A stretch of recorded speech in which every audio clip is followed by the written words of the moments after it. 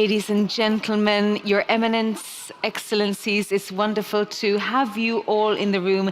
A full house once more. And again, I'm going to be so boring. For anybody coming in, please do fill out the front row here and a few seats here. But it is great to have a full house because we are now going to launch an afternoon to talk about EIB Global Days dedicated to Europe's role in the world and the power of partnerships in such a changing geopolitical landscape. First of all, we're going to watch a short video and then President Calvino will speak to us more. In a changing global landscape, some structures hold. The ones rooted in purpose, built on resilience and shared values. When they are robust, they define the future we choose to build. Together, we strengthen health systems so care and protection are guaranteed. We support gender equality, making sure women and girls have opportunities and the power to shape the future.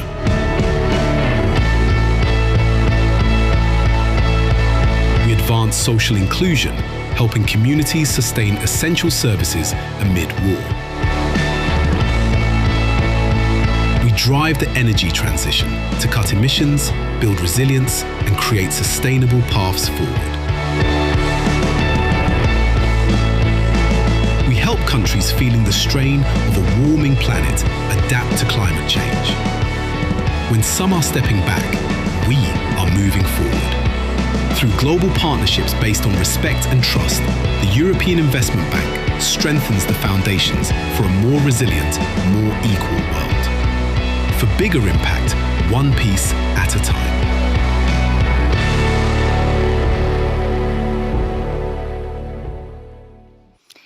And to talk to us more about this and to launch the afternoon of EIB Global Days, President Calvino.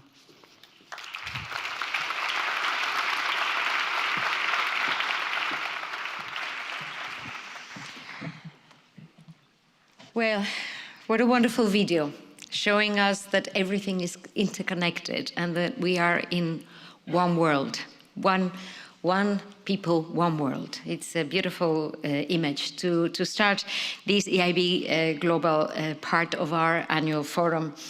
Commissioners, ministers, dear colleagues and friends, my sisters, Ngozi from the World Trade Organization, Sanya from the Gavi, my dear Ethiopians, so long ago we have been working together in many other positions, colleagues from the European Bank for Reconstruction and Development, the United Nations, national development agencies, Your Eminence, from the private sector, from civil society, partners and allies, from Ukraine to Africa, from Latin America to Southeastern Asia. Welcome to the second edition of the Global Days, this section of the EIB Group's forum dedicated to international cooperation and to global win-win partnerships, an expression that I think you will hear a lot in the coming panels. With the dramatic events that we are living and the intensified conflict in the Middle East in recent days, but also the conflicts that are arising in past weeks and months, and the new realities that are gripping our world, I think that if there was ever a moment where such engagement was urgent, necessary, and essential, it is now. The world needs to see a different path. And the work that we do together with all of you, the projects that we bring to life show that there is indeed another way. For example, the €1 billion pledge to the Mission 300 initiative to provide clean and affordable energy to 300 million persons across Africa by 2030. We're joining our partners at the African Development Bank. The President is also with us today. I think I cannot see him, but he must be somewhere around. And at the World Bank Group, represented by the Vice IFC President, We're joining forces with these multilateral institutions to make sure that we can improve the lives, the livelihoods, and the prospects for 300 million persons. And the first message I wanted to share with you today is that in a world filled with challenges, Europe has something very concrete to offer: a model, a track record, a proof of concept, lessons learned. I sometimes think about this when people ask me, why is Europe so attached to the idea of cooperation, of global partnerships? Why do we insist on rules, on international law, on institutions, on win-win outcomes? And the answer is very simple, because we know the alternative. We have lived it. War has been a constant in the history of Europe. And our European Union is actually a proof that there is a way out of these realities. The European Union and the European Investment Bank emerged from the ashes of the Second World War. I was myself born in a dictatorship in my country, in Spain. I was a child of 12 when armed men entered our parliament and tried to impose military rule again. Just a few days ago, and that's why I mention it, we marked the 45th anniversary of that night. Military rule is also a memory in Portugal and in Greece.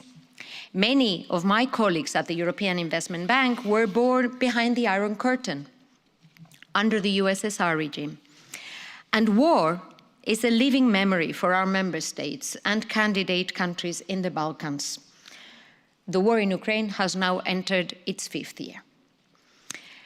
So Europe is not an ivory tower, separate from the troubles of the world. Quite on the contrary, we are a community where prosperity and freedom and peace were not a given, but something that had to be fought for and won, with setbacks and tragedies along the way. And that's why Europe's commitment to cooperation and shared prosperity is a product of our history and experience, and it is strong. My second point is that what we do every day matters. The future is not written. There are no magic wands to build a better world. What we can do is to add building blocks, as we saw in the video, to play our part every day with our actions. As Robert Schuman said, for those that are not European, Robert Schuman is one of the founding fathers of the European Union. What he said about the unification of Europe, he said, Europe will not be made all at once or according to a single plan. It will be built through concrete achievements, which first create a de facto solidarity. I see these words every day as I walk here, because they are on the monument on the other side of the bridge. And that same logic can be applied to the world. And that's why the European Investment Bank Group plays a very important role inside the European Union and globally, because with every school we finance in Ukraine, every girl we help vaccinate in Angola, every new metro line in Vietnam and India, every project bringing clean power to Egypt, or in countries across Central America, every agreement facilitating access to financing for farmers in Côte d'Ivoire or Sierra Leone, connecting remote regions in Cameroon and empowering women entrepreneurs in Mauritania. Each and every one of these projects helps woven the fabric of a society where people feel that the system works for them. They can feel confident about the future for them and their children. And that's a concrete contribution to peace, to economic growth, to global instability. In 2025, the EIB Group reached a historic 100 billion euros in total financing. Of that, more than 9 billion euros was deployed outside the EU through EIB Global. And let me be concrete about what this means. Ukraine is our top priority. Last year, we deployed record financing with a new project signed or inaugurated every other week. Ukraine's security is Europe's security, and their cause is our cause. Since the start of the invasion, we have disbursed more than 4 billion euros to restore water systems, repair energy grids, rebuild schools and kindergartens and hospitals. And we will stand with Ukraine on the path to a fair and lasting peace, which I think we, all of us in this room, hope will come to us soon. In the Balkans, we mobilized 1.5 billion of new investment last year to support the countries of the region on their path to EU membership, including major financing packages for strategic rail upgrades in Albania and Montenegro, wind energy in Bosnia and Herzegovina, and improved healthcare services in Serbia. The EIB Group invested more than 3 billion euros in Africa last year, including support for production of vaccines in Rwanda, a mass vaccination campaign against cervical cancer in Angola, and critical water transmission upgrades in Morocco. This week, we are discussing a lot a new project for a vaccine manufacturing capacity in South Africa, and that's why our partnership with the Gavi is so important. I was just talking to the CEO, Madame Nishtar, about that. How can we continue to build this very important partnership, making a difference for the world?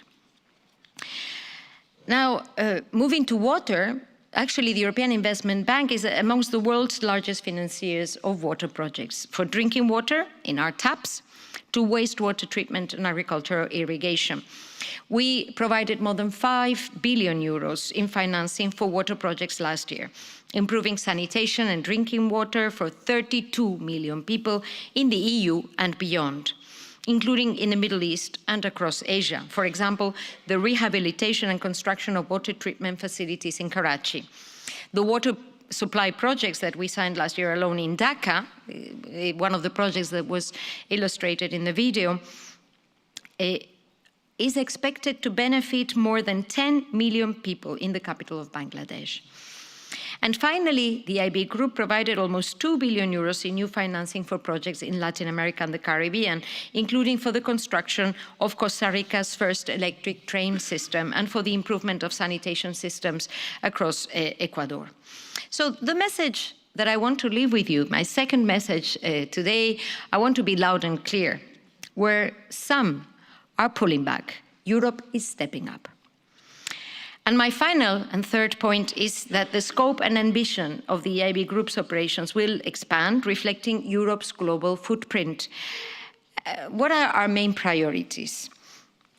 Our shareholders, the 27 member states of the European Union, have unanimously endorsed our new strategic orientation for our global operations, in full alignment with EU's objective of strengthening Europe's voice through win-win partnerships.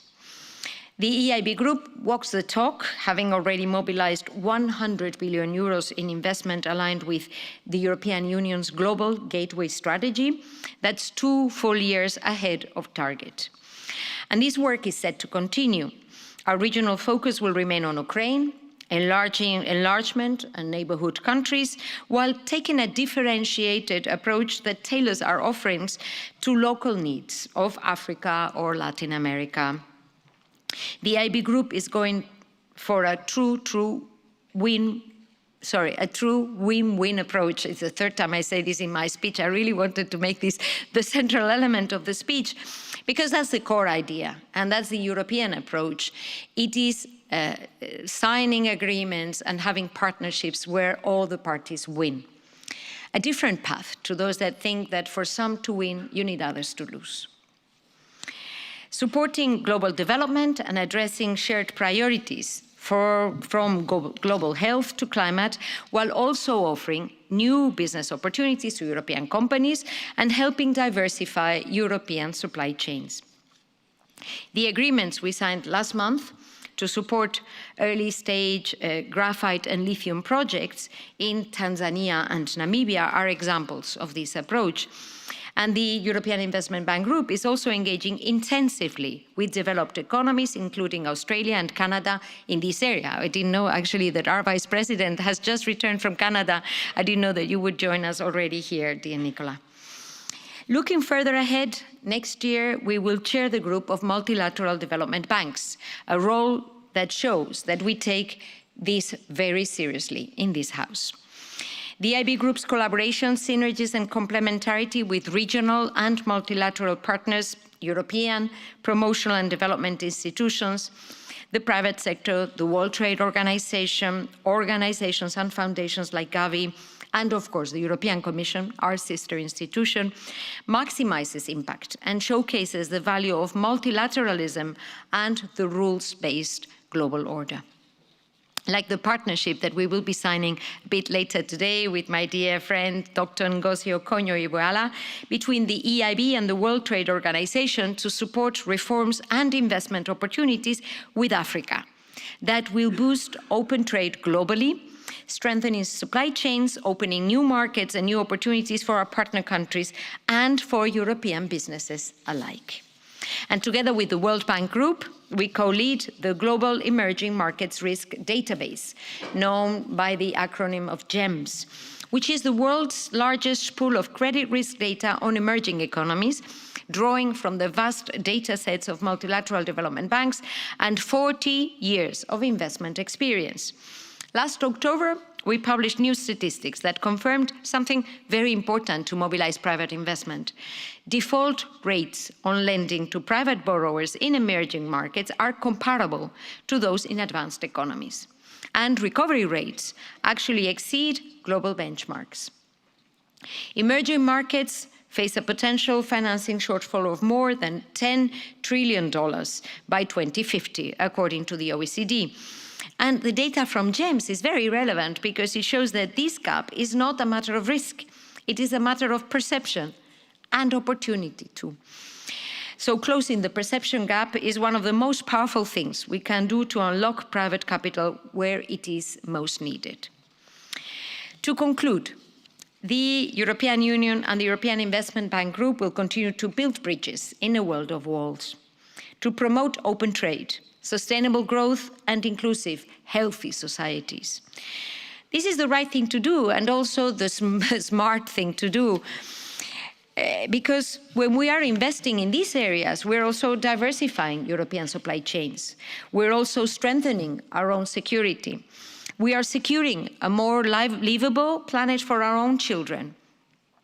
When we open markets for European exporters and back the private sector in Asia or Latin America, we create opportunities that flow both ways. When we invest in global vaccine production, we also protect our own health. And when we support the economic empowerment of women, whole communities, the world thrives. And all of this is a no-brainer, really, although it sounds quite revolutionary these days in some quarters. In this revolution of reason and common sense, the EIB Group stays the course. And I am extremely happy and extremely grateful to see that we are joined by so many allies here today. Thank you for being there. A deep thanks to the EIB Group's teams on the ground and to all of you for joining them to make a real difference. Thank you very much.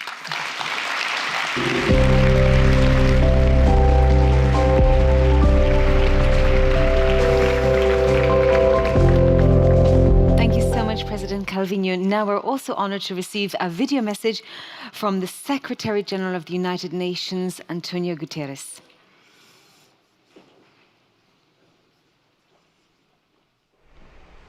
Excellencies, I'm pleased to address the European Investment Bank Group Forum. Today, crises are stacking up and the countries under the greatest strain are paying the highest price. Sustainable Development Goals are drifting further out of reach. Many developing countries face punishing interest rates, shrinking fiscal space, and a financial drought. Across the world, the annual SDG financing gap is measured in trillions of dollars, and this is the development emergency. We need finance that is affordable, predictable, and scaled to realities on the ground. The way forward is clear. Through the Seville commitment, Member States set out a practical agenda to break the debt trap, unlock investment at scale, and advance reforms towards a more inclusive and representative international financial architecture. Multilateral development banks must help deliver on that promise. They must become bigger and bolder, tripling their lending capacity and using every tool to mobilize far more private capital for sustainable development. The EIB can help lead this push by putting more capital to work, scaling guarantees and blended finance, and backing bankable high-impact projects. That means expanding guarantees and risk sharing to cut the cost of capital. It means ensuring countries in debt distress get breathing space to invest in their people. And it means more support for clean energy, resilient infrastructure, decent jobs, public services, and social protection. Europe must also champion reforms to the international financial architecture, so its governance is fairer, more representative, and better able to respond where and when crises hit.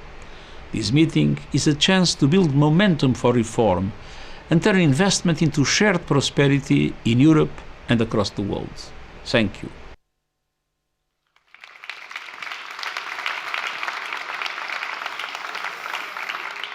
Thank you so much to Antonio Guterres for the video message. And now a wonderful panel to discuss building a new global order. We're moving into this high-level conversation, leaders from trade, social action and global health, also to explore how to rebuild trust, reduce fragmentation and strengthen global partnerships. So I'm very pleased to re-welcome back onto the stage Sharon Wheeler, Principal Advisor for Communications at the EIB, and she's going to moderate this conversation with four fabulous guests. Ngozi Okonjo-Iweala, Director General for the World Trade Organization, Cardinal Peter Turkson, Chancellor, Pontifical Academy of Social Sciences, Ethiopis Tafara, Regional Vice President for Africa at the International Finance Corporation of the World Bank Group, and Sanya Nishtar, CEO at the Gavi Alliance.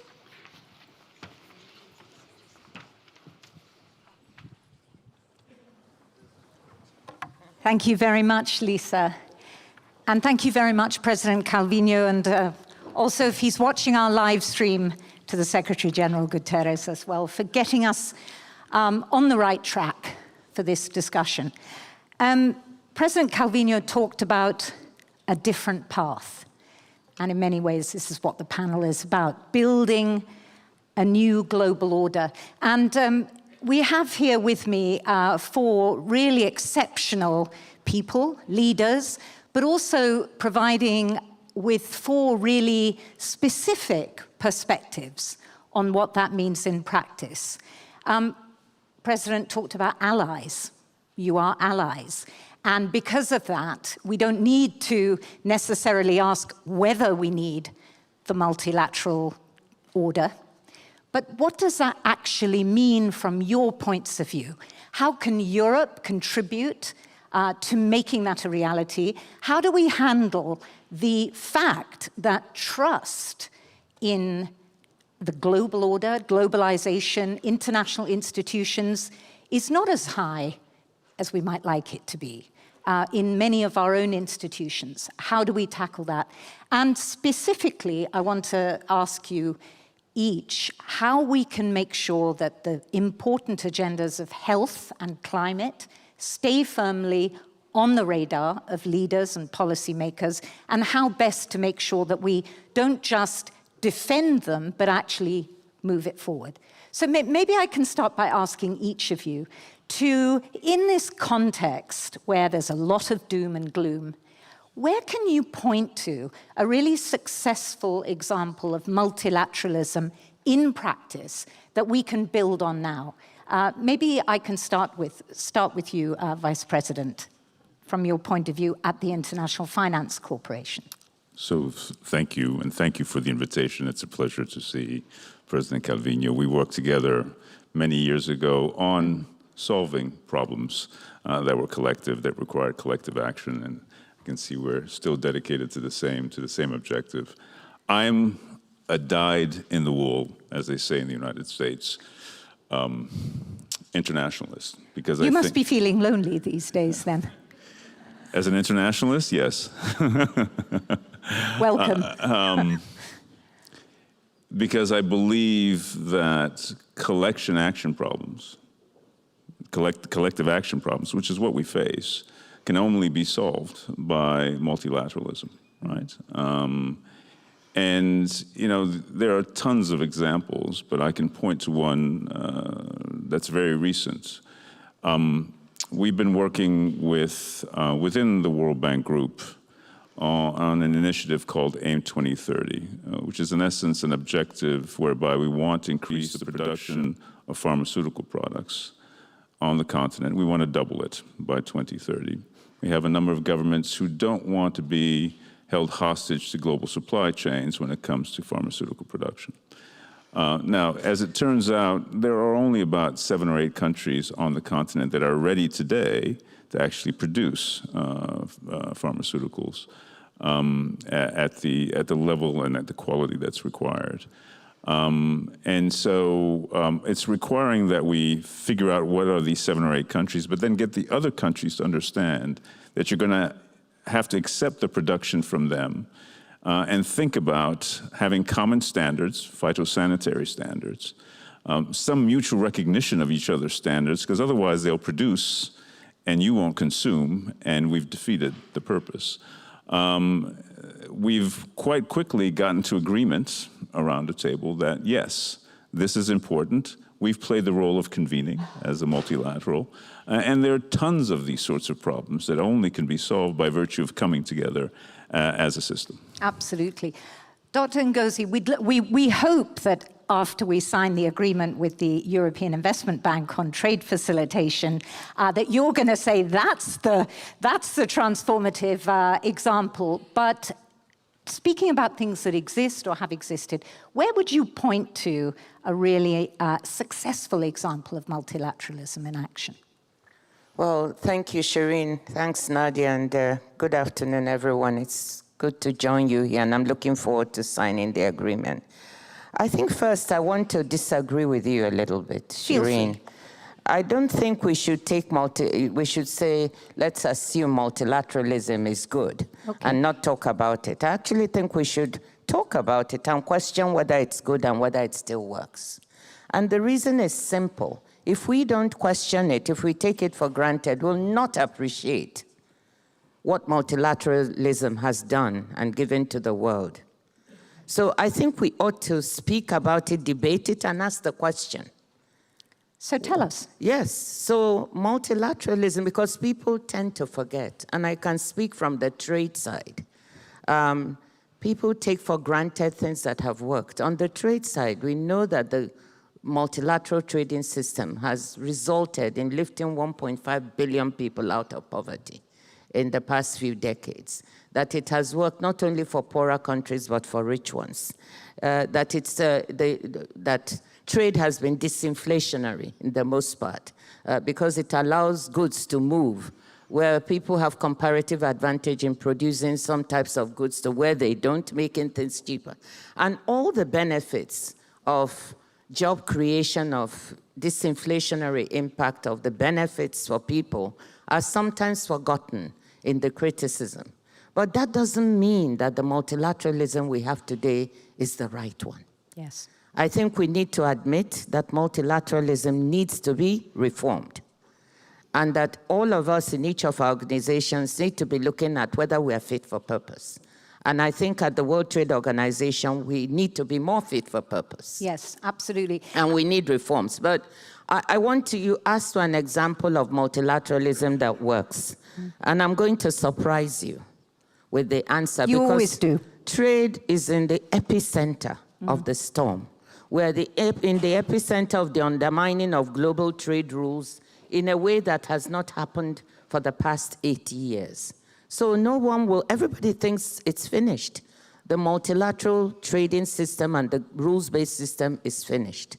But the reason I want to surprise you is that this system must have been so logically built, because today, based on our analysis, and we haven't changed our methodology, 72% of world trade is still taking place on WTO terms, despite the undermining.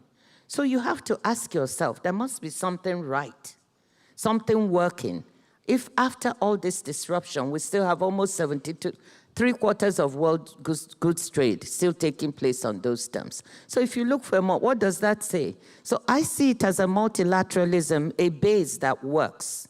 Yes. And I think what we need to do is ask ourselves, what works and how do we build on that? And what doesn't work that we need to reform and transform for a new world where things are changing so rapidly and so fast. Absolutely. We'll come back in a minute, and I'd like to hear from you what those reforms entail when it comes to the WTO. But let me turn to Your Eminence, Cardinal. I mean, I was thinking earlier that in many ways the Church is quite a good example of a multilateral organization. And I wonder whether you see it like that too. But also, maybe you have another example rather than just the Church. And I know you work with this foundation called Earth, Our Common Home. How do you think that we need to move away from the rather conventional understanding that we have of multilateralism and think about it in different terms, perhaps? So thanks again. Thanks, President, for the invitation, and thanks to all of you for lending us your ears for whatever we're about to share with you. Now, certainly, like following up on Ngozi's observation, multilateralism needs to be appreciated for what it is in the first place. And I think it was the basic underlying factor even for the creation of the United Nations. And I think it was so successful at the beginning because multilateralism is rooted in and thrives on something which is basically true about the human person. The human being is both a person, subject of dignity and freedom, but he's also a relational being, meant to develop himself only in relationship. These two are basic factors of the human person, and they infiltrate and develop into all the different structures with which we exercise our lives together in society. So different nations reflect this, and so different nations then can come together recognizing that it's only in relationship that they can achieve and attain their goals, as has just been made present. And so examples, yes. Unfortunately, though, the UN was formed after a war. Subsequently, the COVID, which is an example that I'm going to give about multilateralism working, was also in a crisis and pandemic. So it appears as if, though, that we take crisis and we have serious situations like this to remind us of the need to come together to be able to achieve anything. And that probably is the unfortunate side of it. So there is this value which is there, but I think we do not need a crisis moment to awaken this within us to make us achieve it. So in the event of the crisis, for example, all of a sudden, there was funding to develop local vaccines. There was the production facility. There was the market. There was the distribution channels and everything. And there was money also to be made by those who decided to invest despite the pandemic character of the situation. And they made money. So if you put all of this together, then this is something that should work on the normal circumstances. Yes, unfortunately, it does not. Not just at our most vulnerable points. And actually, Sanya Nishta, as CEO of Gavi, the Vaccine Alliance, you were very instrumental and continue to be, actually. So the positive side of that is that there are partnerships that have grown from that crisis, which are now going forward beyond pandemic prevention into other areas. Is that where you do see the most successful example of multilateralism in action in recent memory? Well, good afternoon, everyone, and thank you, Nadia, for this invitation, and thank you for that very important question. So let me build further upon what His Eminence said. Of course, you look at multilateralism from your own vantage point, and from where we sit, the collective action that comes into play during pandemics and emergencies is one of the cardinal examples of what collective action means, what collaboration means at the international stage. You can define it as multilateralism in UN parlance, but it is about collective action for public good. And health emergencies and pandemics is a classic example of that. Let me take you back to 2016 when the Ebola outbreak struck, and Ngozi would remember that time very well. She was the board chair of Gavi. And the disease was exported all over the world within a matter of weeks. And then collective action came into play. There were institutions that channeled money to promote the upstream development of the vaccines. There were other institutions that made sure economies of scale came into play to bulk procure and to drive price down.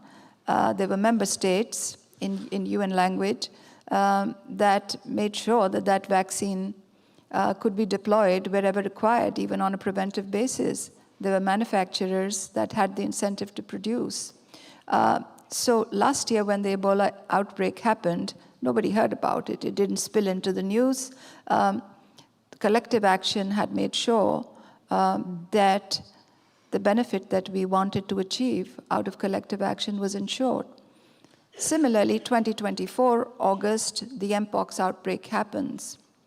And when I had come into the organization about a year prior to that, we had done simulation exercises to project what a pandemic would look like, how Gavi as an institution would invoke its mandate during different scenarios of emergencies. If the pathogen was known, the vaccine was in the market, wasn't in the market, if it was pre-qualified, not pre-qualified by WHO, pre-qualified by a country, if there was a stockpile, if there was not a stockpile, or if there was an outbreak and the pathogen was not known. And because those simulation exercises were there, we quickly coordinated with all actors. We mobilized money to DRC and to other African countries. Within 3 days of the pre-qualification of the vaccine, the order was placed to the manufacturer. We collaborated with all the other institutions. The World Health Organization played its part, and we were able to, as an ecosystem, as a collective ecosystem, we were able to address that problem. And let me acknowledge the support of the EU there, of the European countries there. They mobilized their stockpiles, they donated vaccines. And there was a huge ecosystem that came into play. There was collective action that was brought into play to contain a problem. And that is what multilateralism is. And there are successful examples of how it comes into play also. Absolutely, and actually we'll be signing soon with the International Finance Corporation, we meaning the European Investment Bank, one of the first end-to-end vaccination hubs for Africa. So as you say, many things to flow from that. Dr. Ngozi, can we stay with this idea of trust and maybe link it to impact? Because in a way, as we said at the beginning, that there is a lack of trust in international organizations, and you acknowledge that. So how do we address that? How do you address that at the World Trade Organization? And I guess it is partly about just delivering results so people see them. People, countries, partners. Tell us a bit about the reform agenda, which you've spoken about a lot recently. Well, trust is an intangible. But it is such an important ingredient to make things work. And if you're in a multilateral setting where there's no trust, you can't really have good results. And I can say about the World Trade Organization that we have a trust deficit, and that's part of our problem. You can remember when this was built post-World War with about 23 members around the table. These were economies that were alike, a set of countries that knew each other and trusted each other, and they built rules to govern trade, world trade, and it was successful, and there were subsequent rounds of negotiations, and more members joined. By the time the modern WTO was created in 1995, there were 76 members. Today, there are 166, and we have 22 on a waiting list. But the thing is that as the membership grew and different types of economies were admitted, and many more developing countries joined, I think the fundamental agreements and principles were never revived and changed. And those 23 who got together and trusted each other, things did not change. So as you evolve and you do not evolve the fundamental basis on which you create an organization, then some begin to feel not included. they feel the place doesn't work as well for them. And it could be rich countries like the United States today takes unilateral actions because it believes that maybe some of the rules don't work for it anymore. And that lack of, and developing countries certainly feel, many of them, the poor countries, that they are not as well integrated into the world trading system as they should be. So then the lack of trust begins to manifest itself. And if you really want to be a multilateral system that continues to work and be relevant, then you have to keep evolving, changing the rules, making yourself fit for purpose, particularly in this very fast-changing world with technology. So I think that what is amazing to me is that in spite of all these gaps and so on, there has been such a foundation that still allows the world to trade, mostly still on the rules that were built. So how do we then create this trust? I think it can only be rebuilt, not by talking about it, but by admitting to ourselves what doesn't work, and then trying to set those things right so we can build on what does work. And I think that's what I'm proud of my members at the WTO, because they're coming together to say, okay, we are now accepting that we have a whole set of issues, that the criticisms, some of the criticisms being leveled are valid. We need to reform. We need to look at the way we make decisions. Yeah. We are built on consensus, and we're very proud of it. And when I say consensus, at the WTO, it really gives a voice to even the smallest member. This is highly unusual, that the smallest member in the organization, the poorest one, has the same voice as the richest. This is not really what is seen in many multilateral organizations, where consensus is there, but they are also shareholding in the Multilateral Development Bank. So at the WTO, we have that. But how do we practice it? So we're very proud of it. But sometimes we practice it as unanimity in decision-making, and that holds us back. Because when we have something that works for a whole group of members, we need every member to say yes. So we need to reform that. And just another one, we call it level playing field issues. Over time, some of our rules that are built for competition and fairness, we've not really had the transparency and the practice of that fairness in the way we want. So maybe subsidies are being used in a way that some members will undermine competition in their economies with others. So we need to reform that. Just to give you two examples of what doesn't work. What are we doing now? So right now, we've been very busy in the past 9 months trying to look at those reforms, put them together so that ministers in about 3 or 4 weeks, I hope, will come together to launch this program of deep reforms within the organization with timelines to deliver solutions in the next few months to a couple of years, because some of them need work. We need to change the rules. We need to look at the way we do business. And I believe if we succeed in doing that, we are going to get an organization that is faster, more nimble, that is able to take advantage of the very interesting opportunities in trade now. Services trade is growing, digital trade, green trade. These are exciting opportunities that people don't talk about, but Absolutely. I'm very excited about. Thank you. Thank you so much for that. And I think there are so many lessons there for, I think if the EU Commissioner for Economy and Productivity, who we spoke to yesterday, were on the stage as well, he would hear a lot of this apply to the EU as well. I find your honesty and willingness to slay the sacred cows, if I could put it that way, at least to grapple with them, very, very refreshing. And I wonder, maybe I can ask you, Vice President, do you think that same willingness exists within the multilateral development bank community to really adapt where needed, obviously keep what's working, work together as a system more effectively? You meet with the EIB and European Bank for Reconstruction and Development, among others who are here as well. What progress is being made there? Do you think, where do you think we need to move? And do you think, honestly, there is that willingness to look as much as apparently is happening at the WTO? So within the World Bank Group, we have a history of following in the wake of Dr. Ngozi. So I'm going to do the same here, and I'm going to say one thing that's maybe unwelcome or controversial, and then something else that I think ends up being a way of looking how we work together as a system. The first thing I'll say is we need to stop competing with one another and collaborate. I'll tell a quick story. When prior to being at IFC, I was at MIGA, and when I arrived at MIGA, one of the first tasks I was given was to, based on a report that was done by the G20, to make sure that MIGA was seen as the political risk insurer of choice within the international multilateral system. And I figured, how hard can this be? I'd previously worked as a regulator, coordinating regulation around the world, different regulatory systems, different legal systems, different philosophies, different cultural contexts. And I figured this can't be in fact, it should be easier than what I previously did. I was shocked at the degree to which, when talking to the multilaterals, most of them were prepared to create their own political risk insurer rather than collaborate with us, okay? And I think that is a disservice to the system.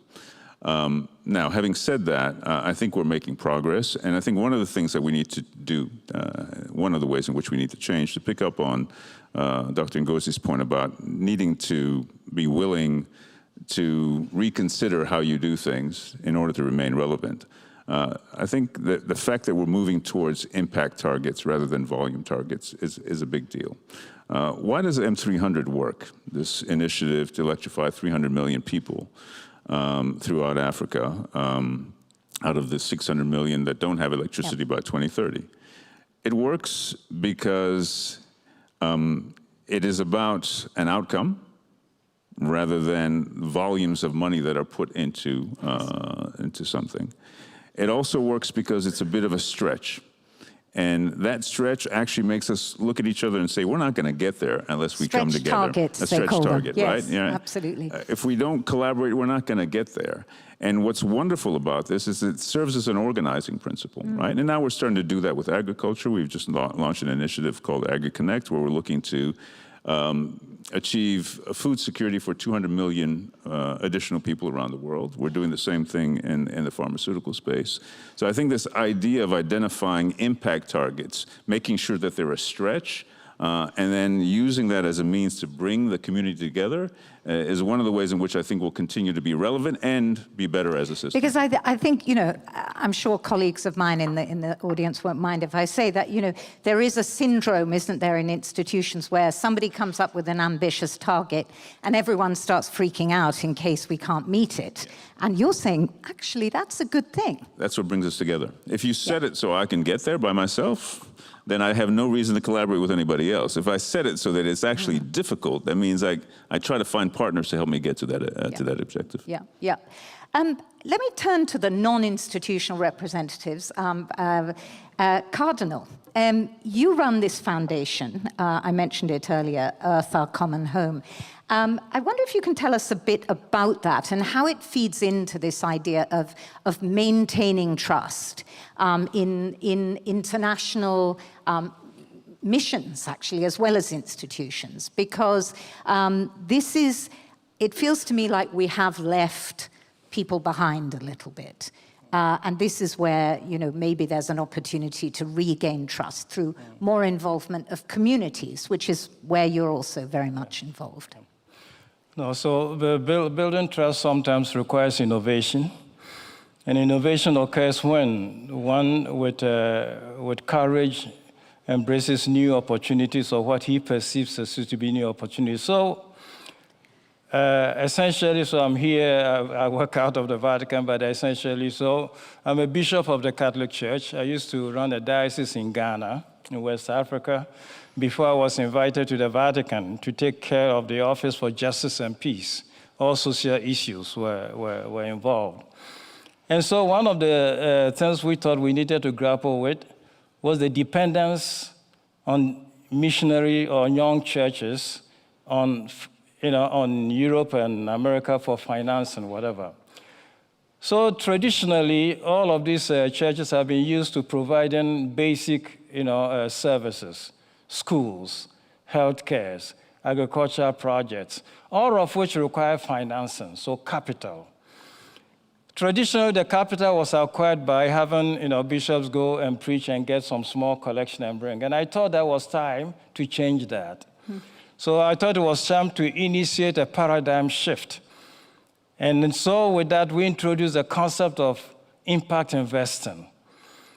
So you get people to contribute to provide capital, but the capital where it doesn't go out as a donation does not come back.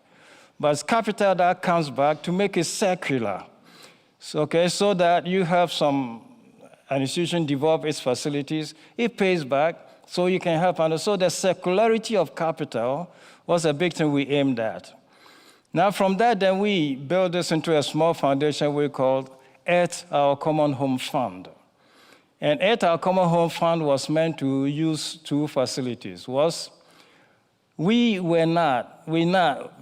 not to compete with government about development, but was also to remind ourselves that, like all the collaboration events that you referred to, when the EIB, for example, has deal with in our country or whatever, it's all with the government.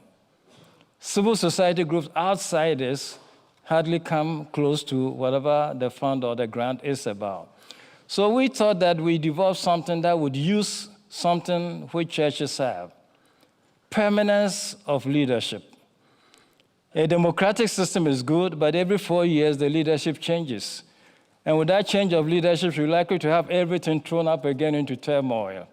So we thought that we'd invest with a more permanent system of leadership in the community, a group of people who enjoy community trust, which is more the faithful in the churches and all of that. And so with that, use the resources available to advance the development and growth of the community. Mm-hmm. That's what Eco Impact Fund is all about. That's very interesting. Presently, as we sit here, we engage in providing renewable energy. We decided to start with Nigeria, not because we're going to sit here, but because we thought that Nigeria was a big country. If we're able to make it there, we'll be able to make it anywhere else in Africa. So we're doing, we've done a survey, about 18,000 communities with about 89 million people. We're working with providing kind of 8 kilowatts power for a community, and with that hope to supply all of this now. The 8 figure I talked about was what these communities have been generating with diesel fuel. Now imagine if we're able to get the communities from diesel fuel to having 8 kilowatt of renewable energy, it reduces the risk of climate change. It changes their life all over. Yes, yes. So that's what the Eco Impact Fund is all about. And I think, as you say, innovation being the key word too. Innovation isn't just about what you do in the laboratory. It's actually about how you work and doing things differently, using the church and this foundation as an implementing partner, which is fascinating, I think, and private sector as well, of course. But let me turn to Sanya as well. Sanya, you're also undergoing a certain amount, or just about to, undergoing a certain reform within Gavi, despite the great successes. Tell us a bit about that and why you think that's important. It's called Gavi Leap, right? Yes, and let me link the Gavi Leap to your questions about trust. Yes. This is a reform we have actually completed last year, and we are now in the stage of implementation. The design is complete. Basically, trust is something that you inspire when you do some very simple things. And these simple things are values that you are taught when you're a child. You're taught to be truthful, you're taught to keep your promises. And today in institutional functioning, I'm of the opinion that if you're truthful and if you keep your promises to your stakeholders, you inspire trust. It's as simple as that. I experienced it firsthand because 2 years ago when I had come, I went to Africa because 80% of our work is in Africa.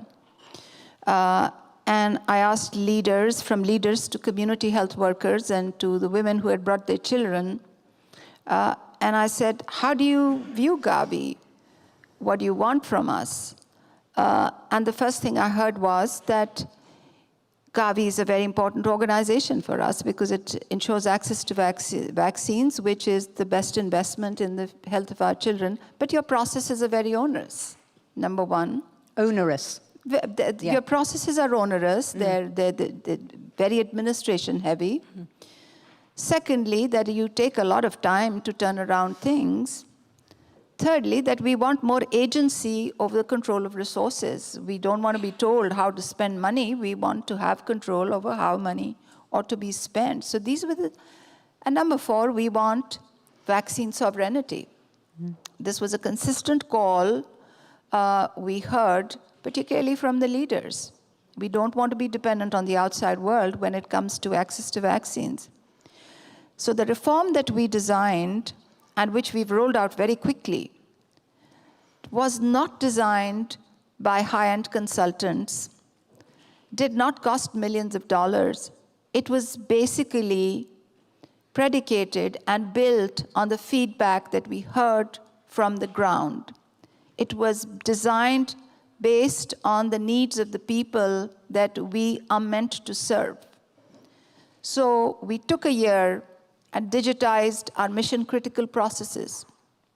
It used to take us 16 months to turn around an application, and the new target for 2026 is 1/3 of that time. Secondly, we had 8 grant applications, hundreds of contracts for countries, grant cycles that didn't align with our strategy cycles. We went to a single application, and we went to a fewer contracts. That's been greatly appreciated. Mm-hmm. The third ask was, we want agency over where money should be, on which partners should work with us, on which vaccines we want to deploy, and to a very large extent, we have ceded that authority, because that is how things should be. They wanted us to invest in vaccine manufacturing, and we bent backwards to create a number of different instruments. And the reason why I had a meeting with Nadia a little while ago was to see how the EIB could help us bolster that relationship. And I would like to say, with humility, with a lot of humility, that has inspired trust. Yes. That we listened to them, we structured something that was based on their need, and we went back to them again and again saying, we are here, these institutions are here to serve you. We come to you with respect and humility. What we've designed and structured is based on your requirements. So I think a lot of times we don't have to go into detailed theory and conceptualization. It's about trust, it's about keeping your promises, and it's about being very truthful, and it's about respecting the communities that, and I'm talking about the development sector vantage point, it's about respecting the people that you're meant to serve. And I guess, I mean, as you said, you spoke to the president, but certainly something that's going to be signed coming soon, as we mentioned already with the IFC, is this important vaccine sovereignty project with BioVac in South Africa, which I guess organizations like yourselves have been pushing and lobbying and speaking to the MDBs to make sure that that message comes across. We've been talking a lot about health and climate, and I want to ask you, maybe Vice President first, and then to Dr. Ngozi. You're Vice President for Africa, so you see very clearly the importance of those two issues. You also have a leadership and a stakeholding where there is increased pressure, perhaps lack of support as well for climate action, skepticism around the value of global health. I want to ask all of you, how do you make the case for these priorities to stay firmly on the international agenda? And if I can ask you a sort of supplementary question, how does Europe need to help in this regard? I mean, we have an audience here of policymakers, financiers, mainly from the European constituency. What does Europe need to do to put its money where its mouth is, but not just its money, its political will? Starting with you, Vice President. Okay, I'll answer in 2 parts. First, health, and then climate. With respect to health, I mentioned this earlier. I mean, it turned, when I took the job, we undertook a bit of analysis, and we came to the realization that depending on the medical product, the pharmaceutical product, or the vaccine, 85 to 99% of what's consumed on the African continent is imported, right? And in speaking to our constituencies, or the governments that are the shareholders, it was clear that at least the African ones thought, let's see if we can do something about this. So we've launched this initiative to try and double production by 2030 and achieve the AU's objective of 60% of what's being consumed on the continent, being produced on the continent by, I think, 2040.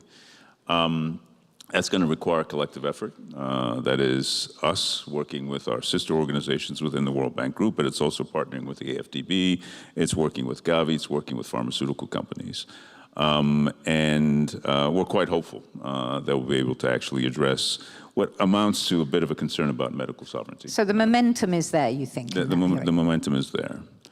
On climate, I think it's important to keep in mind that every project, every single project that we finance, we have a quadruple bottom line. It has to be profitable at some level or another, otherwise it's not productive private enterprise, and that's our mandate.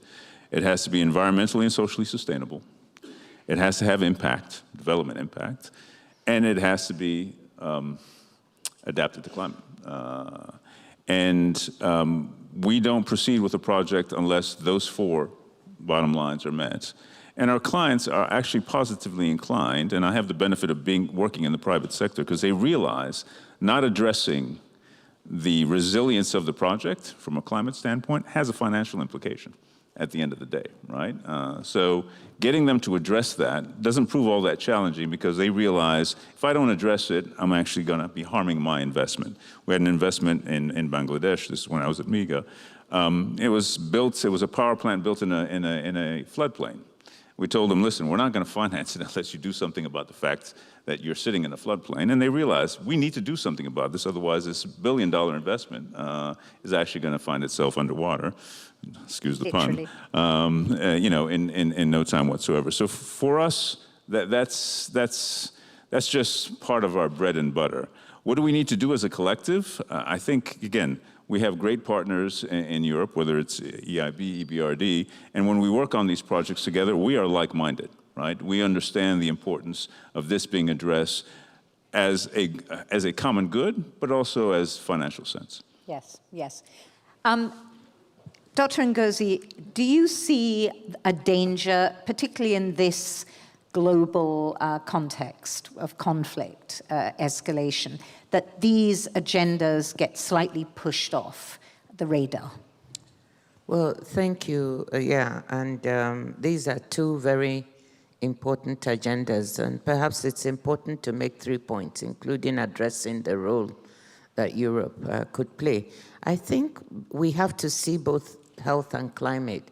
These are the collective action problems that all of us, so my esteemed panelists spoke about at the beginning. No one country can solve issues of climate or issues of a pandemic, global health issues alone. So there are global public bads, if you will, or global public goods, depending on the way you look at them, that require collective action. So there are global security issues. And so it is very important that they not be pushed aside, to answer your question.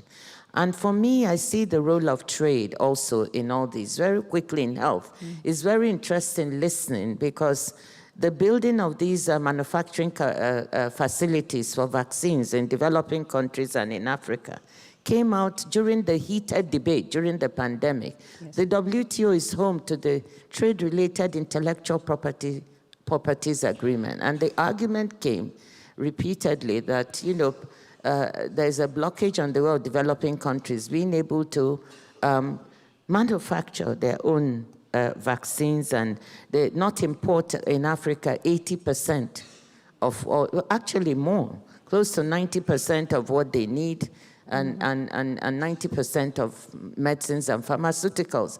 This agreement at the WTO helps safeguard intellectual property, and what I'm proud of is that there was a heated debate during the pandemic saying this agreement was in the way, but WTO members were able to allow flexibilities that would enable developing countries, and the agreement is still there. If they want to manufacture and to build on the innovations for vaccines that have been made, they can do so. It took a while for us to get there, but we did. So we are actually very involved in the area of health, and we're very part of the alliance looking at how to build these manufacturing capacities. I think the second thing is on climate. I strongly believe that climate change is an existential threat and cannot be put aside. So for us at the WTO, with respect to trade, what we see is that you cannot really solve the problem. Trade is part of the solution. There is no way you can take innovations from where they are made for green technology to where they are needed, where people may not have the capacity without trade. It's trade that enables this flow of ideas and of technologies to flourish. And we are strongly part of it, so we also see ourselves as very supportive of this particular area. And third is, your question about what can Europe, or how can Europe, we today will be signing this agreement to support an investment facilitation agreement at the WTO. Developing countries recognize that aid is fast becoming a thing of the past. Many of them are in debt distress on the African continent, for instance. Debt service to revenue ratios for some are quite high, greater than 20%, so they have to look for investment. How do they make themselves investment friendly? They have to sweep away those things that lie in the way of attracting investment as much as they possibly can, the bureaucracy, the licensing, the governance or corruption issues that lie in the way. This agreement will enable them to help do that. You know, the Doing Business report of the World Bank that used to try to attack some of these issues. Well, 128 WTO members are signing on to this. And what I'm proud of is that with the EIB has agreed to work with us to help attract European investment into some of these countries that are signatories or participants in this agreement. That's what we're going to sign. And we begin with a set of phase 1 in Africa to try and see if those members, we can work on them to assess their needs, we can develop projects jointly. You will help us leverage not just EIB financing, but additional private sector financing. We're looking to a 3-to-1 leverage ratio. Maybe we'll be able to get about €1 billion by 2013 to 6 countries, and then we move on, and we can attract IFC and others. So this is a very interesting thing to invest in: green energy, clean energy, in critical minerals processing, in biotech, in digital. It's very exciting. So I'm looking forward to it. And Europe can lead. Europe is a strong supporter of multilateralism, of rules-based trade, and European businesses. I think Africans are also looking, as well as other developing countries, to you to play a role. Thank you. A true definition, hopefully, of a win-win partnership. And just briefly, Sanya, can you come in on this in terms of the partnership with Europe and how that should look in the future?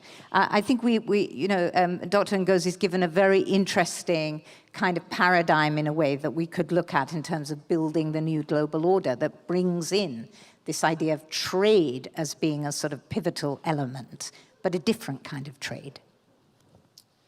So I think at this point in time, Europe has a huge responsibility. And I'll use the global health architecture as a vantage point to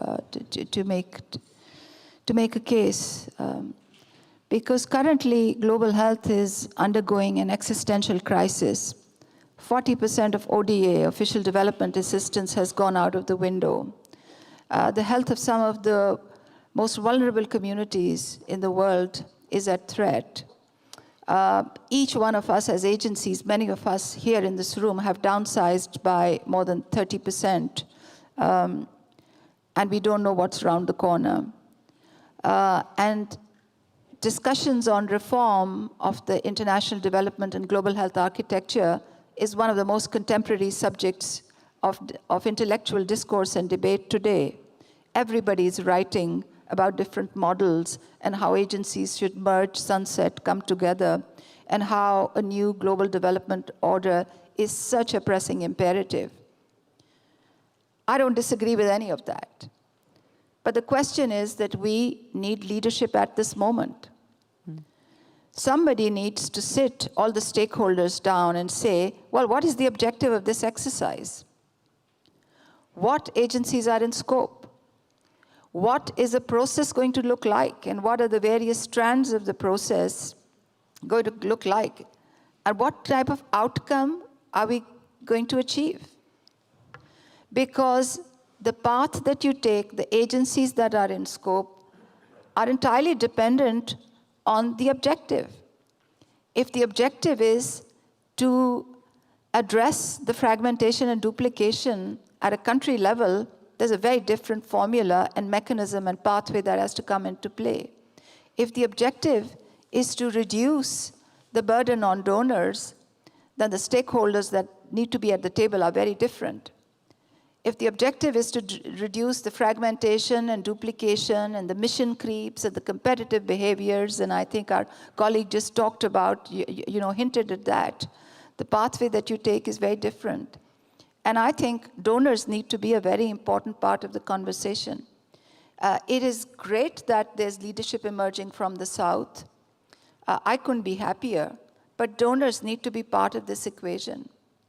And I think from that vantage point, the engagement of Europe is very important, because a very important player in these debates is not part of the equation. So Europe has to take leadership, and Europe has to take leadership to determine the future of the new global development architecture of which the global health architecture is one element. Thank you, Sonia. Cardinal, I'm going to give you the last word, and I want to ask you to just give us your reflection briefly, if you would, on what this idea of win-win partnership really means, and what the principle is that should be running through this new global order. I know that's a big question, but you're a man of the church, and I think you can handle it. So the win-win partnership, the issue about impact of the climate on health and all of those together, I think the impact of the climate on health, I think, occurs two ways, directly and indirectly. Directly when, for example, the environmental temperature rises to a point that everybody falls sick. It's almost like putting on a blanket in a temperature which the body cannot support. Indirectly, also, we do have a lot of consequences from the shortage of water, for example, and reducing, so having people, giving them access to water which is not healthy and all. So we can multiply all of these effects and defects in different places. But if it's to do the win-win type of thing, yes. I was in 2015 in Paris, at the first, COP 21 in Paris, and this issue came up. How do you position Europe and all the developing countries in helping deal with this situation? We had a few developing countries which dug in their heel and will not yield. And it's putting all the blame squarely at the door of Europe, because that's where the burning of coal began. With the Industrial Revolution, if it was supposed to display, having begun in England in the 18th century and gradually spread to the continent, Europe to America, and so they were saying, you contributed most to this, so you pay most. Okay, you come up with the biggest whatever. And it took a certain amount of pleading with the groups that are dug in their heel to ease up on that, so that we could come to a conclusion, a consensus on the outcome of COP21. So that happened, and we're still working on that. A lot of countries are still struggling with having to take care of this compensationary deal, helping African countries deal with the mitigation and adaptation part of the climate consequence with the impact of this. But worst of it all is also the need to recognize that the developing countries have to be helped also to deal with their own production and contribution to the climate, the zero gases and all of that. For example, as Europe and the United States begin to change their car models to renewable energy battery type of thing, the thing to do is not to ship the old cars into Africa. You just transferring, the source of gas, polluting gas, from one part of the continent to the other. So if a policy exists that these are polluting, so it should not be done, then it should not be done here and should not be done there. Yes, absolutely. Yeah. And moving forward, though, what, in your view, should be the key principle guiding us? I don't know how many of us here are familiar with the expression WUCA. Anybody familiar with that expression? One. Yeah, so we a bit of education is needed. So we got some, So it's looking at the situation in the world and say, a response for this is, our systems are very volatile. So volatility is the issue to deal with. Then there's a lot of uncertainty about issues. And the recognition, a lot of features have become very, very complex. And so finally, the thing is also to recognize there is ambiguity in the system. From our side, this is okay, so that is all true. But can we also adapt models which make all of this positive and help us find solutions? So instead of volatility, we invite people to recognize the vulnerability of humanity, of all of us. The volatile situation is caused and contributed to by the vulnerability of all of us, fragility of our systems and everything. These are all what contributes to the volatility of the situation. So instead of volatility, let's think about our own vulnerabilities and how to leading our vulnerabilities, make us come together to formulate common solutions. Then with regard to the thing about uncertainty, that should invite us to unlearn our prejudices and biases towards, again, coming up with new models, innovations to help us deal with the situation. With complexity, why don't we think about compassion? And compassion enables us to also access not only an emotional sentiment within us, but also truth. Compassion engenders and generates truth. When it helps, it invites us to put ourselves in the situation of the one who is suffering and try to feel what he or she feels. And that accesses you to a truth that is valid for the candidate suffering, and that's also valid for you. So compassion is not just an emotional sentiment, but it's something that can also teach you the truth about a lot of situations and the truth about a lot of people in the situation they find themselves in. And when we've dealt with all of that, then quickly I think that we need to think about finding solutions to this, and then the solutions to this, we'd say, okay, so let us. We going also, or we need to stop? And we finish with A. And what does A stand for? A is ambiguity. And it becomes? Okay, and ambiguity becomes the development of answers. That's to the one. New complex situations. That's the one. That would enable us to make this transition or lead us into innovations. And that's where we're going to end it, with So- answers. Thank you very much, all of you. Thank you, Sanya. Thank you, Cardinal. Thank you, Dr. Ngozi, Vice President, for a really thoughtful conversation. Thanks so much. And thank you, Shirin, also for leading such a wonderful conversation. Coffee break. We'll be back here at 4 o'clock. I won't say any more. Thank you.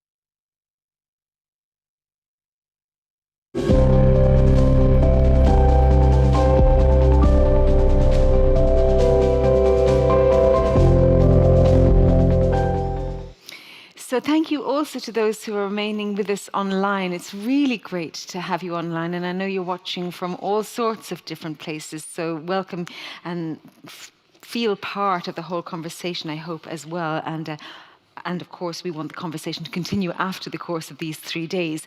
And thank you so much also for being in the room. So the first discussion we're going to have is advancing global health equity centered on women and children.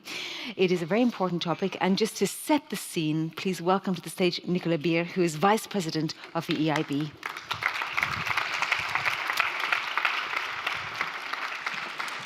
Thank you very much, Lisa. And I'm very, very happy that you are all here, because I think that this is not only a very timely discussion, it is really a discussion which matters.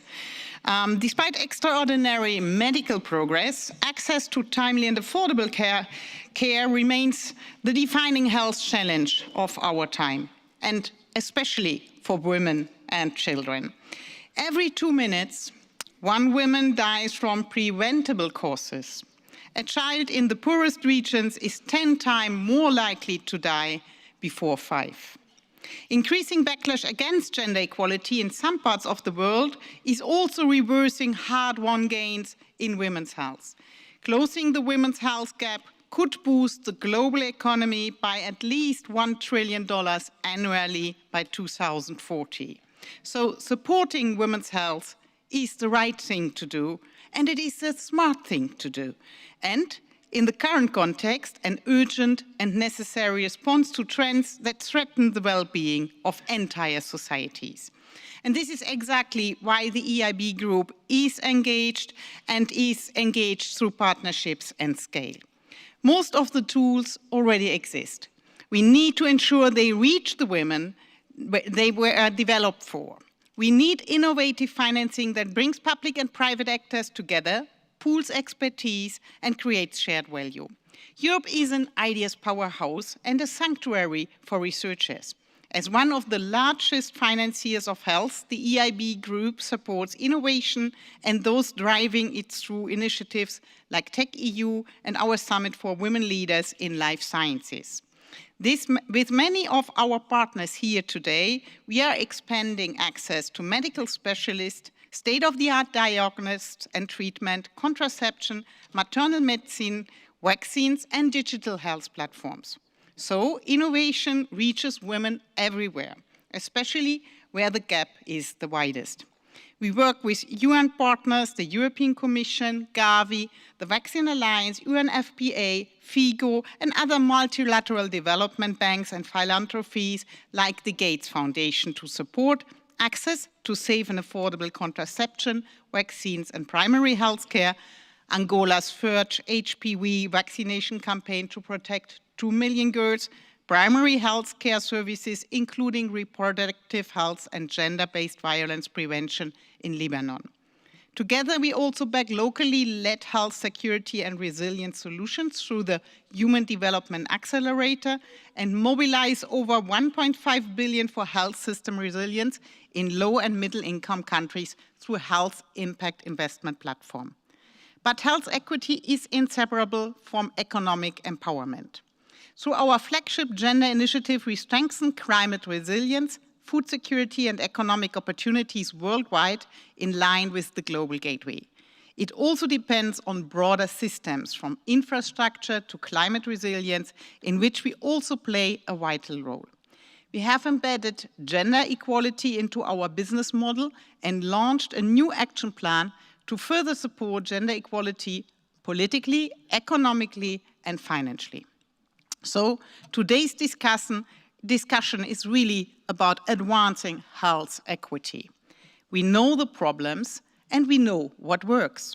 Together we need to scale solutions and keep women's and children's health at the center of decision-making.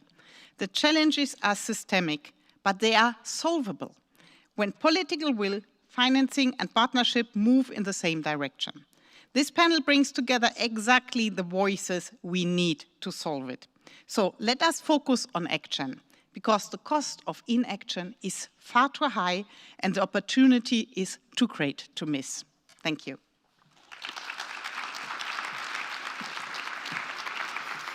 Thank you so much, Nicola, for setting the scene. And without further ado, please welcome your moderator for the next session, who is Valentina Sartori, a partner at McKinsey. And her panelists joining her on stage are Kitty van der Heijden, Deputy Executive Director at UNICEF, Aparjita Rameshkrishnan, Director for Family Planning at the Gates Foundation, Morena Makwana, CEO of Biovac, Kira Pauli, Managing Director of Bayer Foundation, and Alexandru Rogobete, Minister of Health from Romania.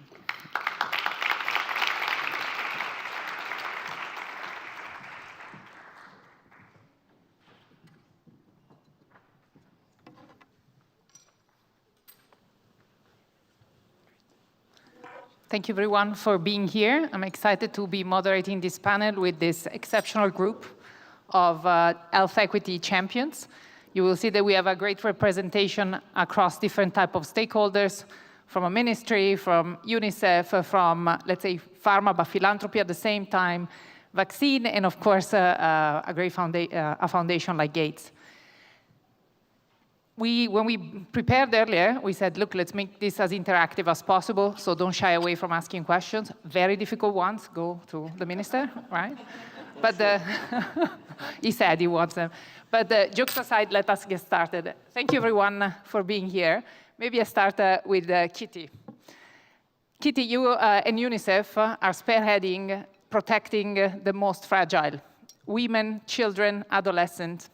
I would love to hear from you how the system is still failing them, in particular in certain settings, but at the same time, what are the ideas, innovations, and partnerships that you see as most promising to close the gap in health for those groups? It works. Look, first of all, huge kudos and thanks to EIB for putting health equity on the agenda. I don't take this as a given in a financial setting. I am too often in meetings where it doesn't happen, so this really requires a shout out. And when it's about equity, it's very often about women, and they're hugely important. There can be no doubt about that, as I represent one, but children are often falling off the mind map. And unfortunately, today, it is still where you are born or where you give birth that determines whether you will survive and thrive or not, right? And we know that 80% of maternal and child mortality is happening in South Asia and Sub-Saharan Africa. And it's even worse in conflict areas, and unfortunately we see an increase in that. 50% of children that die far too early, that happens in conflict and fragile settings, and over 60% of maternal mortality happens in conflict settings because we simply can't reach them. And, you know, we're turning 80 this year as UNICEF in a few months, and we were born on the ashes of the disaster that happened here in the Second World War to help children. And what we see now is an increase in conflicts. 1 in 6, almost 1 in 5 children either living in conflict or fleeing from conflict. And in those settings, it's extremely hard to reach them. So that to begin with. But where I think we are failing women and children is at those moments that they are transitioning to a new phase in their lives. Adolescence, early onset of pregnancy, childbirth, postnatal care, because that is often when the health system simply doesn't provide for them. And of course, that is much worse in conflict settings because you're also facing a totally dysfunctional healthcare system. There are no supplies that reach, and there's no capacity in the healthcare system, the frontline health workers, to take care. And then if you are unlucky enough during those phases to be an adolescent girl, you're even more disadvantaged, right? Because of harmful practices, because of gender norms, because a health system that simply isn't made to respond to your needs as an adolescent girl. Now, for me, what is important and what we've learned in UNICEF is that it's a difficult start in those settings for women and children, but it doesn't have to end badly. And over the course of 80 years, we've basically seen that if you have 3 key ingredients in a very simple recipe, you can make magic happen. And it's 3 things. 1, just a safe start, right? And that requires a healthcare system. And by now, 1 in 4 children around this world is born in a UNICEF-supported health clinic. That's impact at scale. That's how we make it work, because we have the boots on the ground. The second one, safe drinking water and sanitation, because we know that that matters for early survival, it matters during childbirth, it matters for dignity of girls. 2 billion people have been granted access to safe drinking water and sanitation. And then, of course, vaccines. We know that that is at the heart of child survival. The fact that we were able, not just us as UNICEF, us as a global community, to reduce child mortality by over 50% in just 25 years was based on these 3 things. And supplies are an absolutely critical part of that equation. And it sounds like a technical element, and it is absolutely not. So access to supplies, to commodity, reproductive health commodities, vaccines, is at the heart of achieving the SDGs, is at the heart of getting it right for women and girls. And I have a lot of really good examples that I want to talk about later, but I first want to share the floor with all the wonderful panelists we have. Thank you, Kitty. And you provided an excellent talk maybe for a question to Morena, who is a leader, I would say, in this space when it comes to vaccines. And Morena, when we talked, you said, look, it's critical to build equity, to have local manufacturing capacity outside of the high-income country.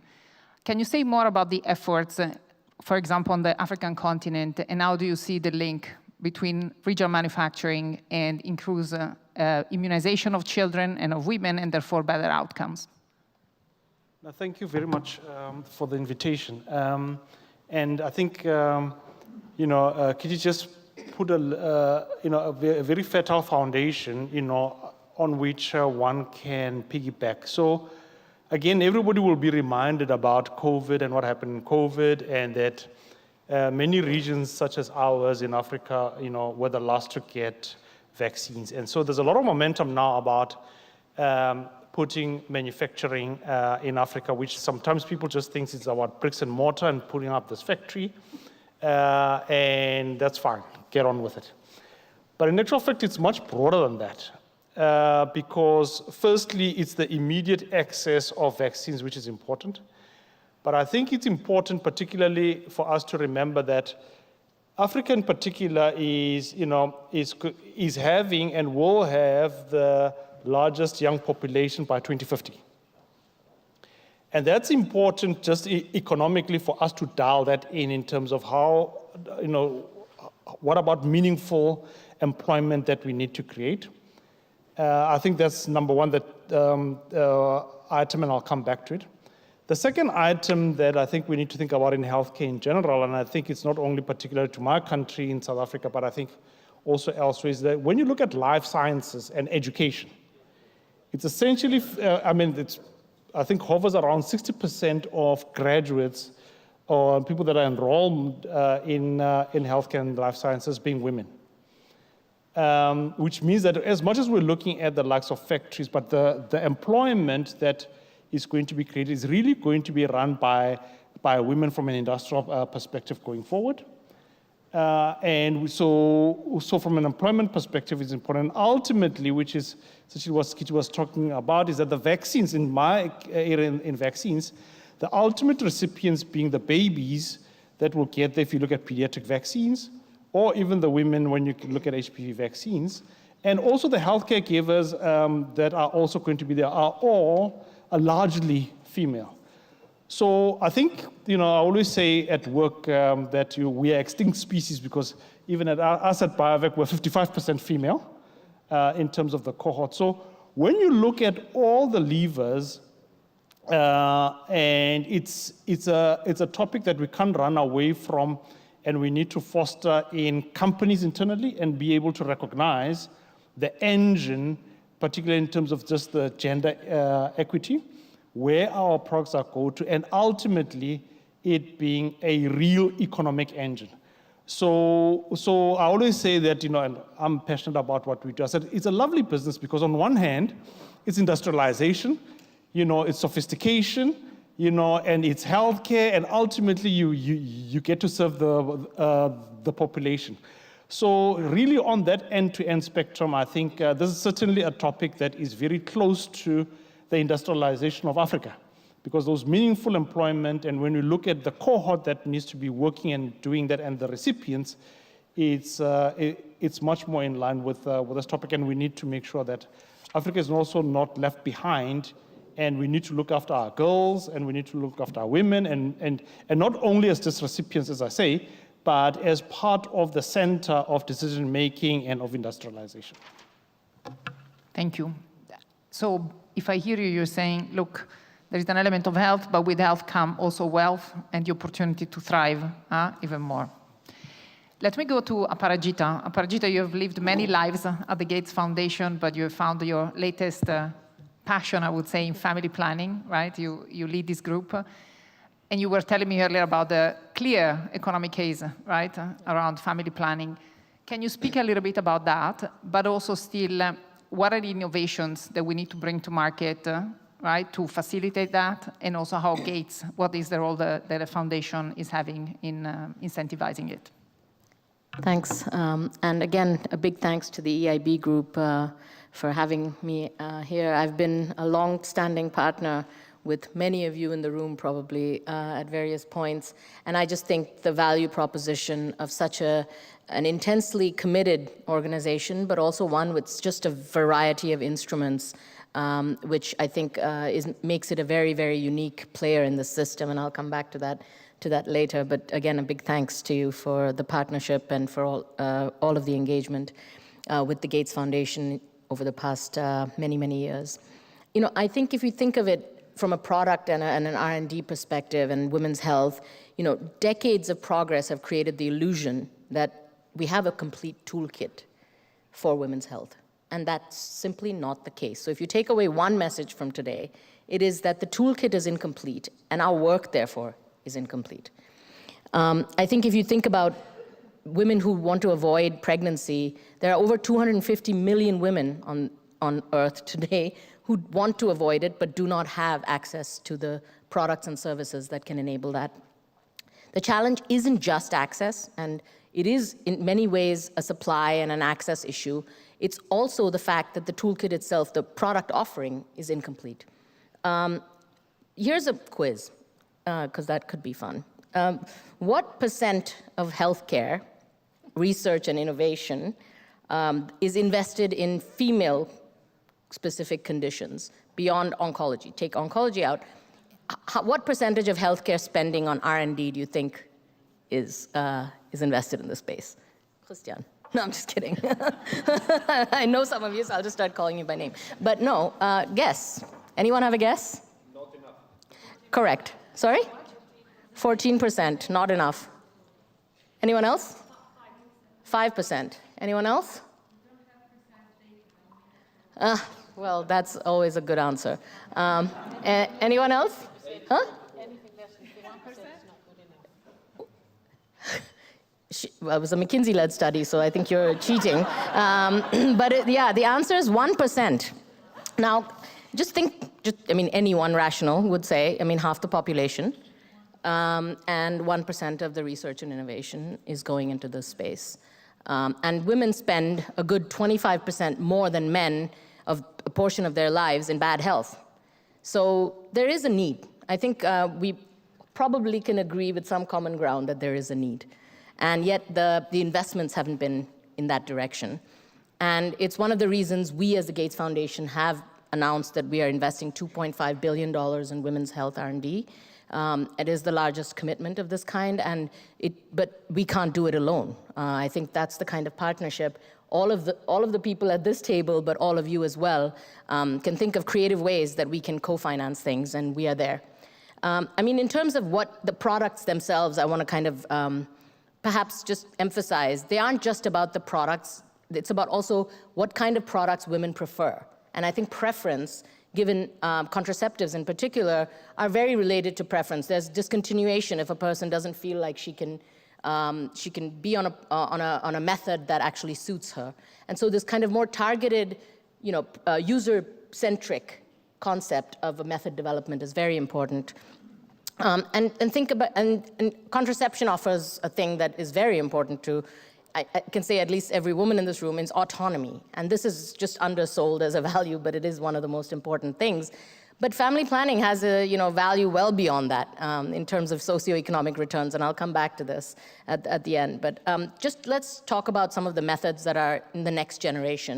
We have a once-a-month oral pill, which will be using the same hormones as the daily pills, but you have to take them once a month. A microarray patch, which is like a Band-Aid, and that releases hormones over several months. A 6-month injectable that you can actually use, and this can actually be administered, hopefully, by women themselves. So these are just some of the next-gen products. There are a whole bunch of other things, non-hormonal contraceptives, technologies. We're working very closely with our colleagues here at Bayer on that, as well as many other European companies that are investing in this. On-demand contraception that can be used at the time of intercourse. Customized service delivery systems that actually help you adjust the dosage and the method. User-friendly fertility apps, which can be very helpful, and also technologies that reduce the discomfort of insertion of some of the products like implants or IUDs, which again, comfort matters a lot when you're dealing with methods of contraception. So this is about more and better variety, let's say, and I think something that R&D can actually help really advance. Finally, I'll just close by saying that the investments in this space of research and development, they pay for themselves. I mean, $1 invested in contraceptives or family planning can get up to $26 in socioeconomic returns. It's because you start so far upstream, preventing something that the family perhaps is not able to sustain, the woman does not intend, and then the effects downstream on maternal mortality, 30% reduction.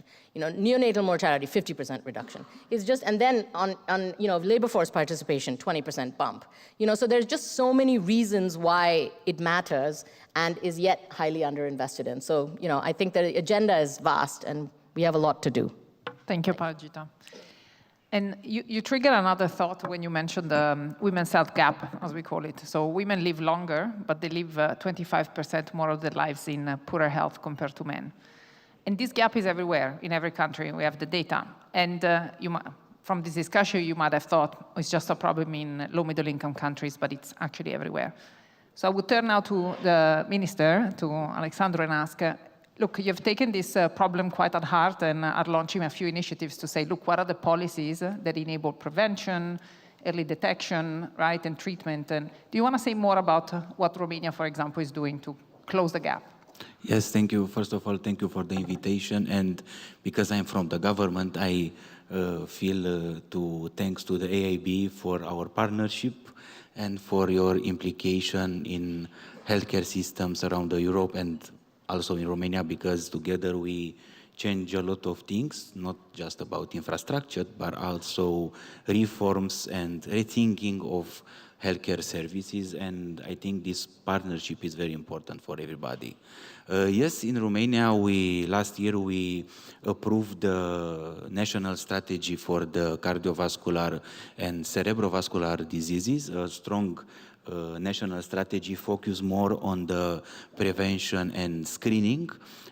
For sure, the public policies are adapted now to convince people, let's say, to use the screening and prevention. And I think it's an important message, this one, to convince people why it's important to have prevention, why it's important to have early detection, and how to put in place these messages in this context, because I want to discuss also about the medical fake news and medical disinformation. And if we discuss about the immunization and about the vaccine, I don't know how it's in other countries, but I know in Romania we have a very strong anti-vax community.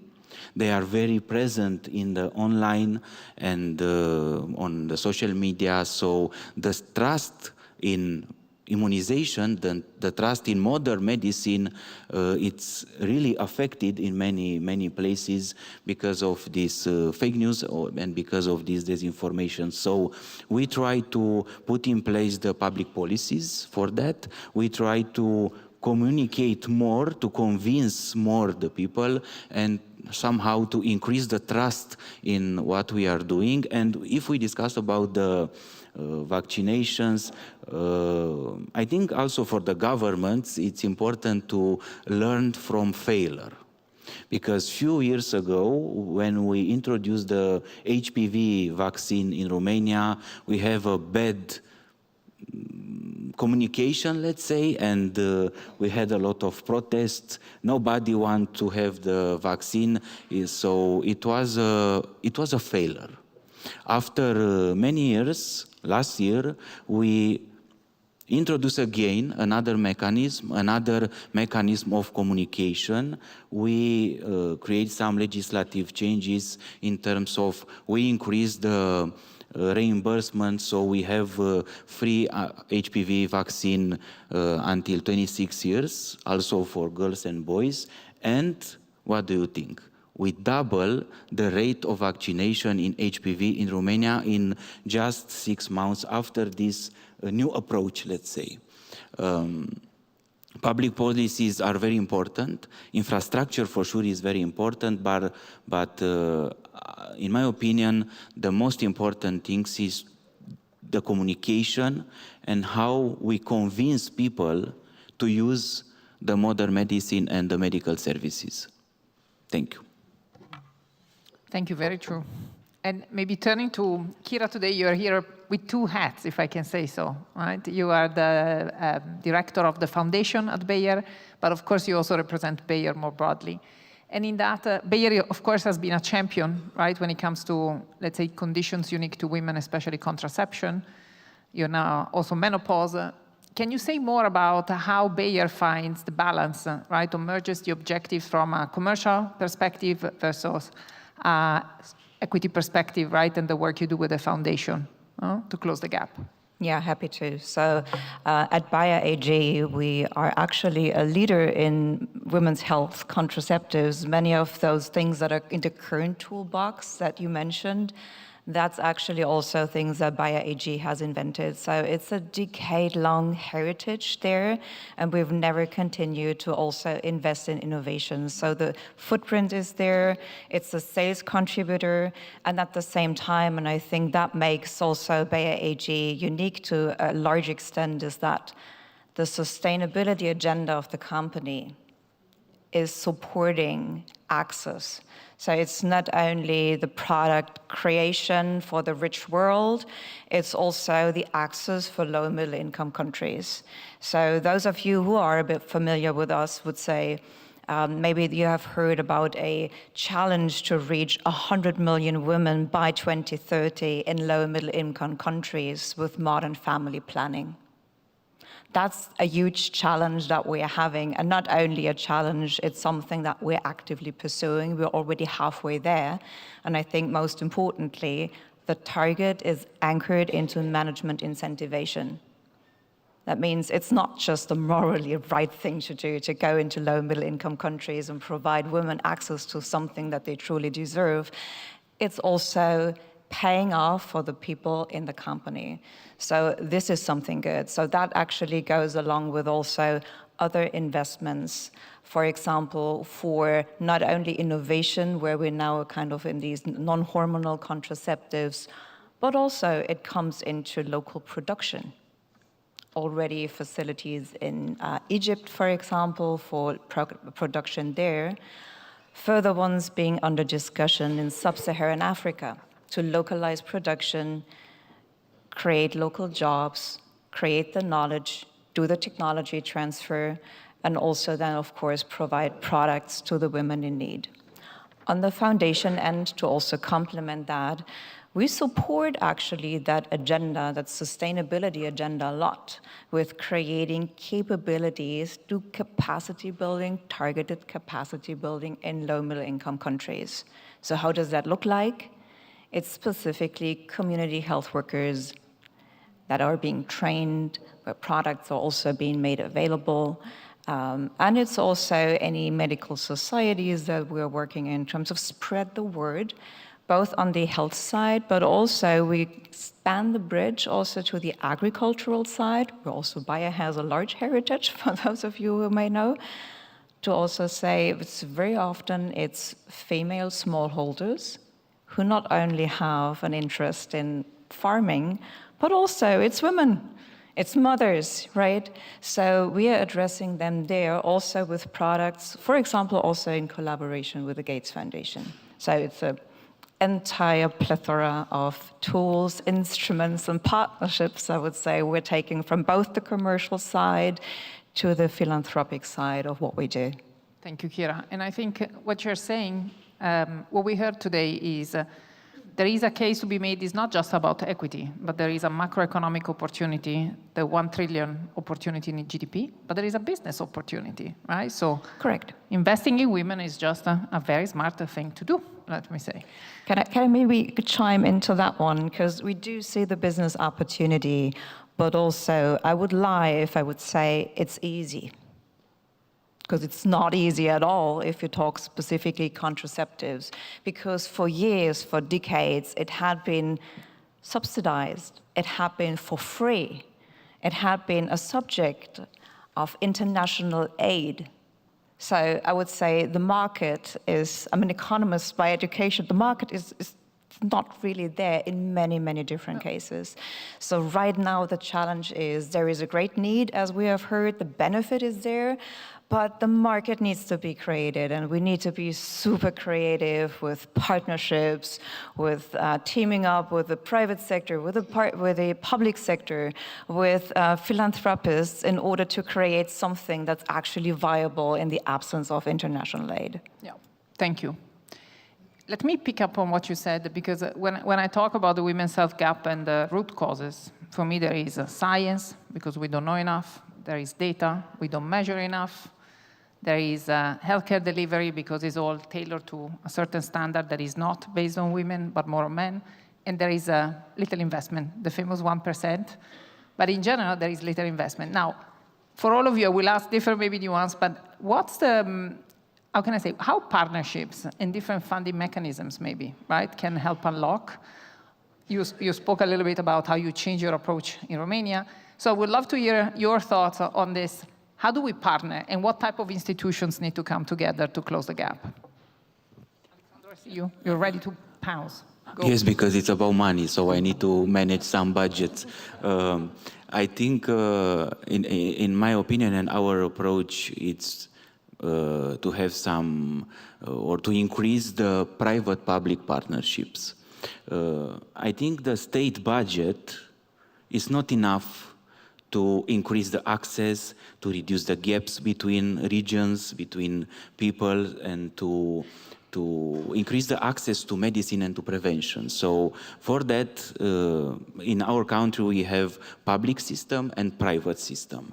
And now we try to put it together to create a hybrid one named public-private healthcare system. I think when the private system, not just the hospital, the private hospital, but also the private insurance house. I mean, we need to put all together the public, the private, the insurance houses, the NGOs, the industry. It's very important to be near us because we can develop together. I'm looking in the room and I saw WHO. They are our partners, and we work together a lot in our reforms, in our public policies. I think this could be the secret to put together all the system, the public one, the private one, the NGOs, and together to develop and to reduce and to increase the access and to reduce the gaps. Because in many countries, it's not just in Romania, this one, we have differences between urban area and rural area. We have differences between different regions. And for sure, we have a lot of differences in terms of access between member states in Europe. So I think our new vision needs to be to reduce these gaps and to increase the access. But when you increase the access to prevention and to screening, we face the next step. The next step, you discover more. When you discover more, you need to treat more. Yeah. So for that, you need to have infrastructure ready to treat more, because if you discover more, let's say, oncology pathologies, and you don't have the infrastructure ready to treat them, you will increase the waiting list. So I think we need to face all the issues and to put it together. We are lucky because of EIB, so together we'll build another few hospitals in Romania to be able to treat more, but it's not enough to discuss just about screening or just about prevention or just about one component. It's important to have the whole picture because it's to be fluid, let's say, for the patient. Thank you. So it's a full system approach and it needs multiple partners to come together. Kitty, can I turn to you and say, what have you seen as partnerships that are effective, in particular in your area, when it comes to children, adolescents, and women?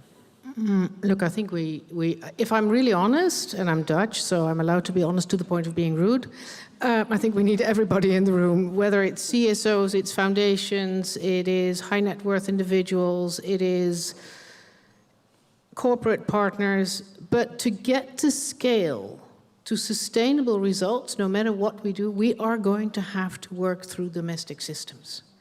Domestic budgets, domestic healthcare systems. We can have supplies for all you want. If there are no community health workers that are capacitated, it will not work. So for me, working through domestic systems where sort of the domestic workers are able to co-design, co-create, co-implement whatever solution we have is essential. It is not going to be enough, right? So we do this, for example, I know we talk a lot about medical supplies here, but with nutrition supplies, right? With the Child Nutrition Fund that we have set up with multiple partners here also in the room, we're trying to treat undernutrition in pregnant women and children. And the way we do that is matching domestic funding.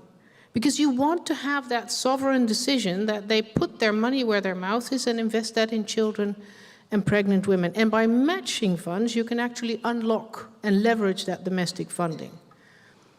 Still will not be enough. So we're also trying very new ways of funding. For example, with the Gates Foundation on the MNCH accelerator, where we have identified really with a dedicated look, which are the supplies, reproductive health commodities, vaccines, other medical supplies, that are most critical for maternal and child mortality and morbidity. And let's make sure that we have accelerated supply at an assured quality, delivered in an agile way through our systems and boots on the ground. We have developed something that is called VII, because even if you have products and even if you have a capacitated community health worker system, what is very often a huge problem is interrupted financial supply, budget shortfalls. And so we've developed, again, together with partners, the Vaccine Independence Initiative, started during the COVID years, as particularly African countries were really, really struggling to get access. And if there are temporary financial barriers, the Vaccine Independence Initiative comes in with what we call bridge funding. And in the past years, we have supplied $1.7 billion worth of temporary finance. So we avoid stockouts, which actually cost women and children's lives in more than 100 countries. So I think we also have to start thinking of new, innovative ways to actually get supplies and services and domestic institutions in a state where they can deliver for women and girls in a much more equitable way than we've seen in the past years. It is doable. And I did want to really give a shout out, and I can't remember, I think, was it Aparacho who mentioned the community health workers? So for me, I really want to also highlight that if you have great policies and you have great supplies and you have great finance, but you don't have the local supply, not in the capital, but in the capillaries of society, far out where there's no one to be seen, but where women and children are, if they are not capacitated to deal with these products and tools, we still can't work through it. And I think these are things that we very often tend to forget. They are often women. It is their job, but we don't invest enough in training. And if I give you one very simple example, what we know from research in climate change, for example, is the impact of heat waves on pregnant women, right? So we know that when temperature goes up by 1 degree, the level of stillbirth goes up by 5%, and preterm labor goes up by even more. So children are born at a disadvantaged level. How do we ensure that community health workers, because women themselves don't understand it, community health workers won't necessarily understand what's happening in that pregnant woman's body. They need to be capacitated to detect, diagnose, and treat it. And that is where we all still need to invest a whole lot more to make sure that there is really equity beyond supplies. But supplies are going to be a key part, as is domestic finance and community health workers. Thanks. Thank you, Kitty. And Kira, if I turn to you, listening to Kitty, right, that you have had many partnerships, public-private partnerships, or with different stakeholders. What do you think are the traits of successful partnerships? I think it's what we've also heard earlier in the other panel and also others, is to be super aligned on the outcome and also be very clear what each partner is up for. So kind of what are their drivers, what is the success to them, and then get the right partners together that are a match. So we have seen actually really great outcome-based collaboration on the Bayer side, for example, also with the Johns Hopkins University, also induced by the Gates Foundation. On family planning, it's called the Challenge Initiative. That's an initiative we're for years already, reaching tens of millions of people, of women with respective contraceptive solutions. That's one thing. The other thing, and I'm talking here rather the philanthropic side as well, is to not shy away to create the impact, as you, Kitty, mentioned, for the community health worker parts, to also get philanthropists into the boat. There's many actors in the system, they all can contribute. You need to get the right ones that have the respective also feet on the ground, that have the financial power, the knowledge, and also what I've been perceiving as a plus. The moment you go local, you need to have local government on board, ideally. Yeah. It's not always possible in the first instance, but the moment local government has skin in the game, that's where it's typically the magic happens, because they again have the system, they can design it accordingly, they have the incentives, they can actually make magic happen. So you guys play a major role. Kitty, you want Could I add something? Because I think where it happens and how you bring different partners together, and of course I forgot one major partnership with many of you here in the room, which is what we've done with the European Investment Bank on polio eradication, which is a huge program, 500 million with WHO. I'm sure you're in the room, but it's very dark when I see you. So together with the Gates Foundation and the European Union, to make sure that across WHO and UNICEF in the field where wild polio is still prevalent, we're able to detect and treat immediately and vaccinate. And that has been one of the most successful programs because it is deployed at scale with partners that trust us. We have the boots on the ground, but we could not do it without the innovative financing scheme that we have developed, because quite frankly, we're the UN, we can't take loans. We can't put our assets at risk, we're a different beast. And so we had to come up, and it took us very long to get there. But when we did it, we're able to deliver like in the most agile way we've ever had before. So I just also wanted to give EIB and Gates and WHO, European Commission, a shout out and thank you, because this is what matters. This is what equity looks like in Pakistan, in Afghanistan, in places where wild polio is still propping up its ugly head. So couldn't resist saying that. Thank you, Kitty. I do have another point to add that sometimes is forgotten, and that's innovation in terms of business models. Very often, we've seen that in several cases, it's the social entrepreneurs, very often women entrepreneurs, that have great solutions for their respective environments and countries, that have the potential to create impact at scale. We have seen great examples in the insurance space, both in the terms of health insurance, also in terms of climate insurance for smallholders. that's the kind of an innovation that I find really most interesting. So not forgetting that, driving it, including it into a continuous system that's further evolving with a huge impact objective, that's, I think, also a great factor. Yeah, thank you, Kira. And maybe on the same lines, Morena, when we think about vaccines, to your earlier point, it's not about putting a plant somewhere and things magically will happen. It's quite a complex, system. What are the partnerships and the policies that you've seen successful to scale? Well, let me start firstly with a problem that I'm not sure if other middle-income countries are probably facing, particularly in the women's health space, but certainly in children and coverage. This is, gaining to be much more of an issue. And people that are in the immunization world will understand what I mean, but maybe let me simplify it. So there's a concept called zero-dose children, which essentially means that children, there's an increasing number globally of children not even getting a single vaccine. Now, sometimes you talk, okay, maybe the child didn't get all the immunization, but then there are many zero-dose children, and that percentage is increasing, and the immunization in the world is worried about that. But what we are finding is that because the low-income countries, which are supported by donors and sort of all of these other mechanisms, are better equipped, to reach through community healthcare workers, through the programs that are running in the communities, because they are supported, are actually even better than middle-income countries.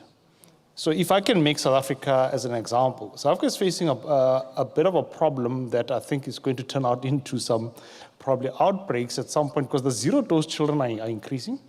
We're not eligible because we're a middle-income country, so the country must sort itself out. But I don't see, what a country like ourselves, in terms of when I look at the neighboring countries, when I look at the support that they're having in terms of going to communities, having this coordinated approach. I'm not seeing that in my country, and I think other middle-income countries are probably facing the same. So you will find that maybe some of the things that pertain to access of, so this is not about a lack of money now, because we always complain about money, but there's some things that money can't solve. And it's really about this coordination where you find that middle-income countries in some areas may lag behind low-income countries, because firstly, they have to sort it out themselves, but they don't necessarily appreciate or don't have, or whatever they're deploying onto the budgets, on the hard stuff. Okay, we're buying vaccines, we're buying pharmaceuticals, we're buying contraceptives. But not enough resources are put about how are we actually going to make those accessible in this changing environment. As you said about social media and anti-vaccine campaigns, are we adapting, to make sure that the products that we have are actually reaching this new generation that looks at life differently, is accessing differently. So I don't have an answer, but I'm just saying I think there's a ticking time bomb that's coming, that as much as normally we look at low-income countries and say, okay, that's the problem and that's what we need, but middle-income countries are facing a bit of a challenge, and I can only assume maybe in women's health that it's probably similar. Because if it's like that in vaccines and you get zero-dose children, then these children are not getting to the clinics that they're not supposed to. So the people that are supposed to be getting them, where are they? And we know that a large part of those, are female in nature. So there's something in the system that I think we need to look out for. And it, not only in terms of outbreaks, but it ultimately impacts the economy, because governments will always be responding to outbreaks. We as manufacturers want a sustainable visibility in terms of volumes. So I think it's something that around coordination that I think middle-income countries sometimes are sitting in silos, and I think it's an area that needs to be addressed. Thank you. And maybe, Parajita, one reflection, because we were saying the world has changed so much in the last 6 years. There have been continuous crises, right? More global, I would call them, because crises are everywhere, as also Kitty was saying. But there is also tightened financing. Of course, Gates is an exception with the 2.5 billion devoted to women's health. But if you reflect on the lack of funding and also the lack of understanding maybe of conditions, what do you think an institution like EIB or other financial institutions could do, right, to spearhead innovation or enable that? So in one word, I would say alchemy, which is, I think what's very valuable in the space of development is grant money. everyone wants the money that's the highest risk, risk capital that can offset the most, the first loss position in the case of many stacks that the EIB does. And that money, the pressures on grant financing are just tremendous right now. And that means that world of aid as we know it, it's unrecognizably it's not going to be the same when we go forward. So how do you alchemize, if you will, that grant money into non-grant deployment? And this is something I say because we've actually worked on something like this with the EIB.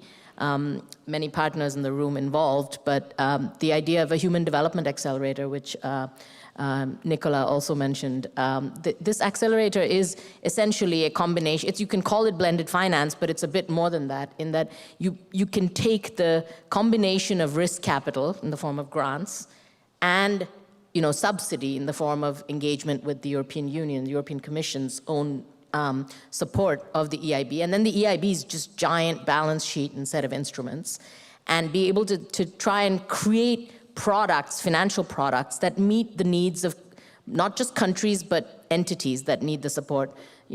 Kitty, you mentioned the polio transaction that was linked to this Human Development Accelerator, and the idea was you were able to take grant money and make it something that looked, non-grantish enough that it fit an instrument that could be jointly done with the EIB. This kind of combination of instruments is extremely important as we go forward, because we're running out of grant money globally. And so how do we take philanthropic capital, domestic budgets in countries, but also the kinds of balance sheets and the instrumentation that the EIB offers. It was a $1 billion facility, and we're really pleased that even we're working with the likes of Morena here and BioVac supporting vaccine manufacturing, but there are many other applications of this facility, and we're very, very pleased with that kind of deployment. We think there needs to be much more of that. That's one. I think the other is we're proposing, and with the EIB again, working with UNFPA Supplies, which is the big procurer of contraceptive commodities globally, and trying to basically de-risk what are donor contributions to that entity, and try to basically front-load financing so that you can create predictable orders from a big procurement agent to companies, and you get lower prices. You get lower prices, you get more steady supply, you get through some of these bridge requirements that I think Kitty also mentioned. You need a steady supply of product, and you ideally need to place multi-year orders with companies to get good prices. If you just keep ordering every 6 months, you just won't get the same price. So there are market-shaping mechanisms that we're actually also engaging now with the EIB on. We're very excited about this engagement and hope it will come down soon to a conclusion. And I think in general, I would just say we just commend the partnership that we have. The EIB has been able to really step up in this space, along with the European Commission, of course. But I think that this kind of joint partnership, which enables, bringing the best of each player's resources and making the most out of it. And I mean by that, literally every last drop you can get of value from that $1 that is in the system, or €1. And I think this idea of doubling down on finding these innovative solutions, and just even if it takes a long time, I know these transaction costs can scare everyone, us sometimes, the risk department sometimes, various players, but it is worth the effort, I guess I would say, because at this point, we don't have a choice as a development community at least, and we have to, kind of squeeze every last penny of value out of whatever is out there in the system. And we are very excited to partner with several of the players here in the room, but also think that there's room for much, much, much more. So look forward to that. Thank you. Any questions from the audience?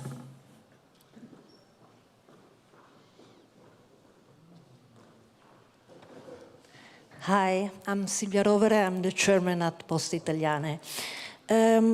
Talking about health equity, I'm a little bit surprised that nobody mentioned one of the major issues that affecting, according to UN, more than 230 million of women and girls in the world. I'm referring to genital mutilation. Here is not necessarily investing in producing vaccine or distribution. It's just a question of how to stop this horrible practice that affect the physical and psychological health of many girls and women. Unfortunately, this figure I mentioned is increasing because the states where this practice applies have an increase in demography. So I have to excuse that I have to go because I have to catch a flight, but I think this is a topic very important. Thank you. Thank you. I don't know if anybody can respond to this, of course. Fully agree with the comment. Kitty? Look, if this would be easy, we would have done it, eradicated it. I mean, this is one of the most horrific mutilations that you can do to a woman and a girl. And that it's absolutely a stain on our collective humanity, as far as I'm concerned, that we're still allowing this to happen. Obviously, UNFPA, UN Women, ourselves as UNICEF, we're very actively involved in trying to combat that. We do that by trying to change cultural norms and embedding that in legislation, because that's the only way that you can effectively do that. It requires long, hard slog, patience and perseverance. It's not going to happen tomorrow. It requires sitting with the mullahs and talking what other ways of transition you can think of when a girl becomes a young adolescent. There are so many ways in which you have to work with and through the local culture. And I do agree, I am afraid we're going the wrong direction as a world community. We actually now see in certain countries that it is going up. And interestingly, I mean, I have to say this because we just produced a report on it, there are very strange ways in which the increase of FGM, but also girl marriage, is actually linked to climate change. Because what you see is that the economic knock-on effects of climate change, be it flooding and therefore not being able to get to your market, be it droughts and your crops withering on the field if you're a subsistence farmer, the economic knock-on effects in certain regions compels poor parents as a terrible coping mechanism, but the only one they have, to sell off their girls, right? And we have the facts from Bangladesh. It's pretty devastating. If a heat wave lasts longer than 30 days, girl marriage, age bracket 11 to 14 years, goes up by 60%. We've seen this in West Africa as well, including rising rates of FGM. So this is something where A, we have to be very alert, B, we still have to build a lot of awareness, and C, we have to come together really to combat this, but it has to be in a respectful way. We can condemn it because we feel it is a violation of a girl's rights, but unless we get the local authorities, including religious authority, to think that way as well, that's where we have to invest our human capital, if you will. It's not going to change. So, but I completely agree, it is a terrifying practice. Thank you. Good afternoon, Khalil Radigi from the One Campaign. I have a question on, this debate about structural interventions, transformative gains versus more incremental gains. And we often hear, at the One Campaign, we work on Africa and economic development in Africa. We often hear economists tell us that we need transformative advances to see transformative progress in Africa. For example, much deeper economic integration across the continent to reap economies of scale, those types of benefits. So my question for you on the panel, specifically on reproductive health products, do you see that as a meaningful, agenda of economic integration? Is this the kind of thing that will deliver the kind of change and the change of scale for both the R&D side or the distribution side for reproductive health products, or is it not, in this case, it's not really where transformative benefits are expected to come from? And I'm interested from the point of view of companies, BioVac, and also the foundation or UNICEF.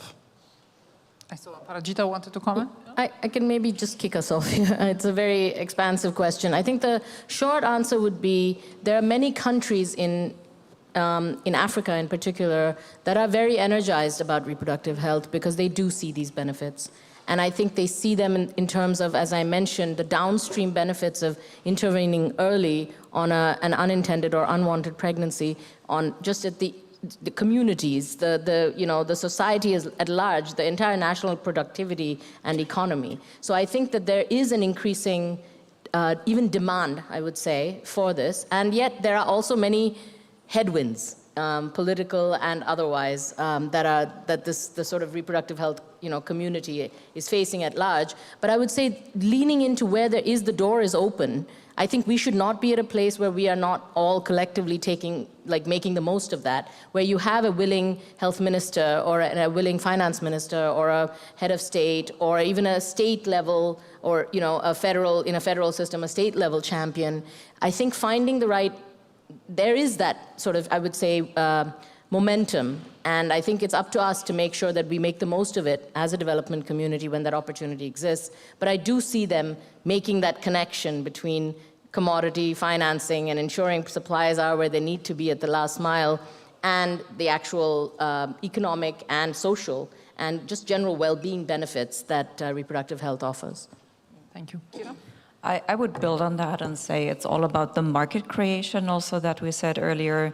Again, before a lot of donor dependency, you need to really create local markets, whether you need to be super strong integrated in terms of, like with Europe and Africa, that's, I think, a different story. But I think the first step is that you are unleashing the power of women for themselves, for societies, and for the workforce. And then actually, those women are then, give them education on top, for example.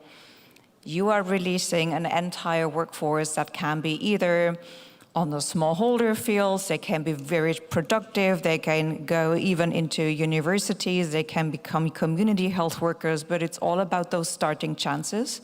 And again, it's building the markets for those starting chances. Thank you. I'm told we need to close, unfortunately, but let me thank all the panelists, but also summarize quickly.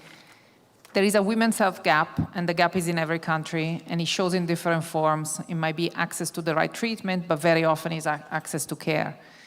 Healthy women can be empowered economically. They create stronger economies, and actually they also drive health of children, by the way. And so there is a catalytic effect on investing in women's health. To close this gap, as you heard the panelists, is not one single actor that can do that. We need a concerted effort that goes across the philanthropies, financial institutions, innovators, of course the countries themselves, and all need to come together, right, to close this gap. Let me finish by saying, look, investing in women, as I was saying earlier, is not just the right thing to do because we want to be good. It's just a smart thing to do. We show the business case from an economic perspective, from a business perspective. And by the way, health decisions in the household are driven by women. And for each woman you reach, there are 2.5 more, right, that you can get to because they influence the decision for the children, for the elderly, for the spouse, and they talk to friends. So I hope you will take home this message, right? And remember, you were all born from a woman, so very important to take care of them. Thank you.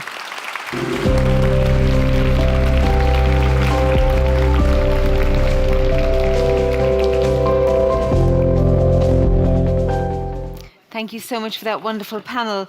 We're moving now on to the final panel of the day, but then we have a wonderful keynote to end the day as well. It's going to be on global alliances for trade and investment.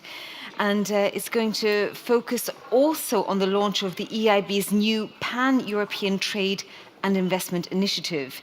To set the scene, first of all, I'm going to welcome Vice President of the European Investment Bank, Yanis Tsakiris, to the stage.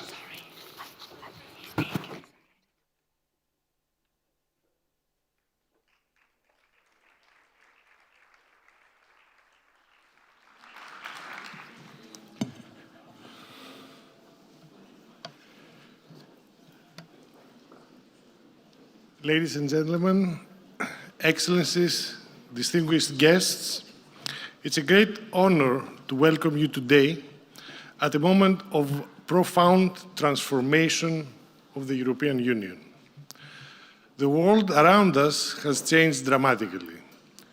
Global competition is sharper, supply chains are more fragile, geopolitics now shapes trade and investment decisions in a way we could not have imagined just a couple of years ago.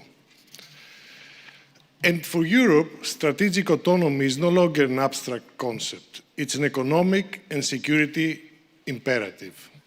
In response, the European Union has recalibrated its external engagement, not by stepping back from development cooperation, but by strengthening it, by aligning development objectives with Europe's strategic and economic interests in a mutually reinforcing way. Our approach rests on three pillars: strategic investment, mutual benefit, and shared resilience. Through Europe's financial architecture, export credit agencies, the European Investment Bank Group, and other EU development finance institutions, we are aligning partnerships with Europe's competitiveness, economic security, and geopolitical priorities. We are focusing on critical sectors: clean energy, digital infrastructure, transport connectivity, and critical raw materials. These are development priorities, but also the foundations of Europe's industrial base, resilient supply chains, and technological leadership. In this evolving context, the role of the European Investment Bank goes far beyond financing. We are not just a lender, we are a strategic enabler, a bridge between European policy and global opportunity. Our operational plan through 2027 sets a clear objective: to invest up to 10 billion euros annually outside the European Union. A concrete example is our Trade and Investment Booster initiative, designed to channel EU guarantees and liquidity to support European exporters and companies globally. Working closely with export credit agencies, we are building a more integrated European financing ecosystem. Ukraine demonstrates this approach in practice. Through coordinated instruments from the European Investment Bank, the European Commission, and national partners, we support reconstruction, modernization, and crucially economic strength, resilience, and long-term strategic opportunities. Beyond Ukraine, we accompany European companies as they deploy investments worldwide, turning European expertise into transformative impact in strategic regions. In today's interconnected world, where trade, investment, and geopolitics are inseparable, the EIB, together with European credit agencies and EU guarantees, acts as a bridge between Europe and the world. A bridge built on trust, anchored in shared values, and focused on measurable results. Allow me to conclude by warmly thanking our distinguished panelists. And I'm confident that today's discussion will help shape the next chapter of Europe's external economic strategy, one that combines competitiveness, resilience, and partnership in equal measure. I wish you a truly fruitful exchange. Thank you.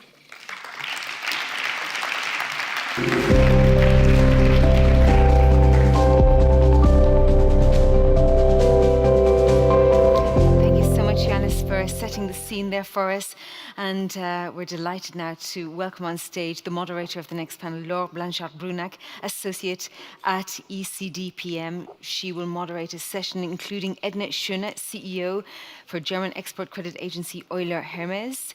We have, instead of Peter Lundqvist, who couldn't make it, Christian Olgaard, Chief Policy and Regulatory Officer, Export and Investment Fund, Denmark.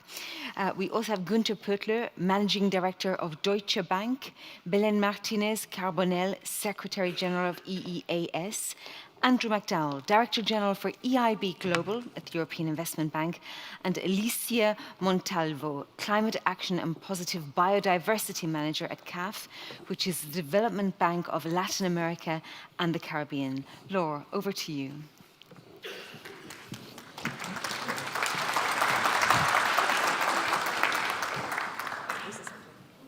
Thank you, Lisa.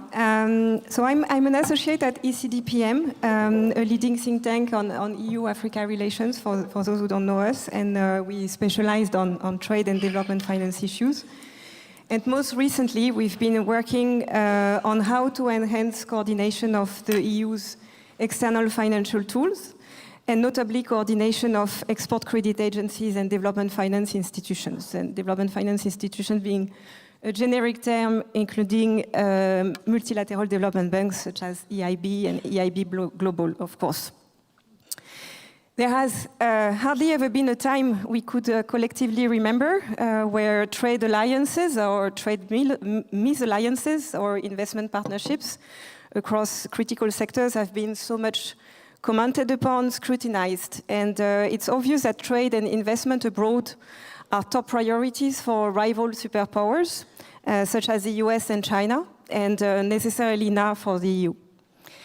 Where neoliberalism, free trade, fair competition were the declared rules to reach abundance for all, we are now faced by geoeconomic rivalries, imperialistic moves, scarcity, and fierce competition for key resources.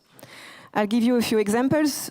We see on the US side, the DFI, US DFC, investing together with the US Exim Bank in critical raw materials. For the Exim Bank, it's $3.5 to $4 billion of letter of interest in the few months since October last year. There are also a lot of activity and tensions across many transport corridors across the globe. To name one, which is where the EU puts a lot of interest, is the Lobito corridor between Angola and DRC.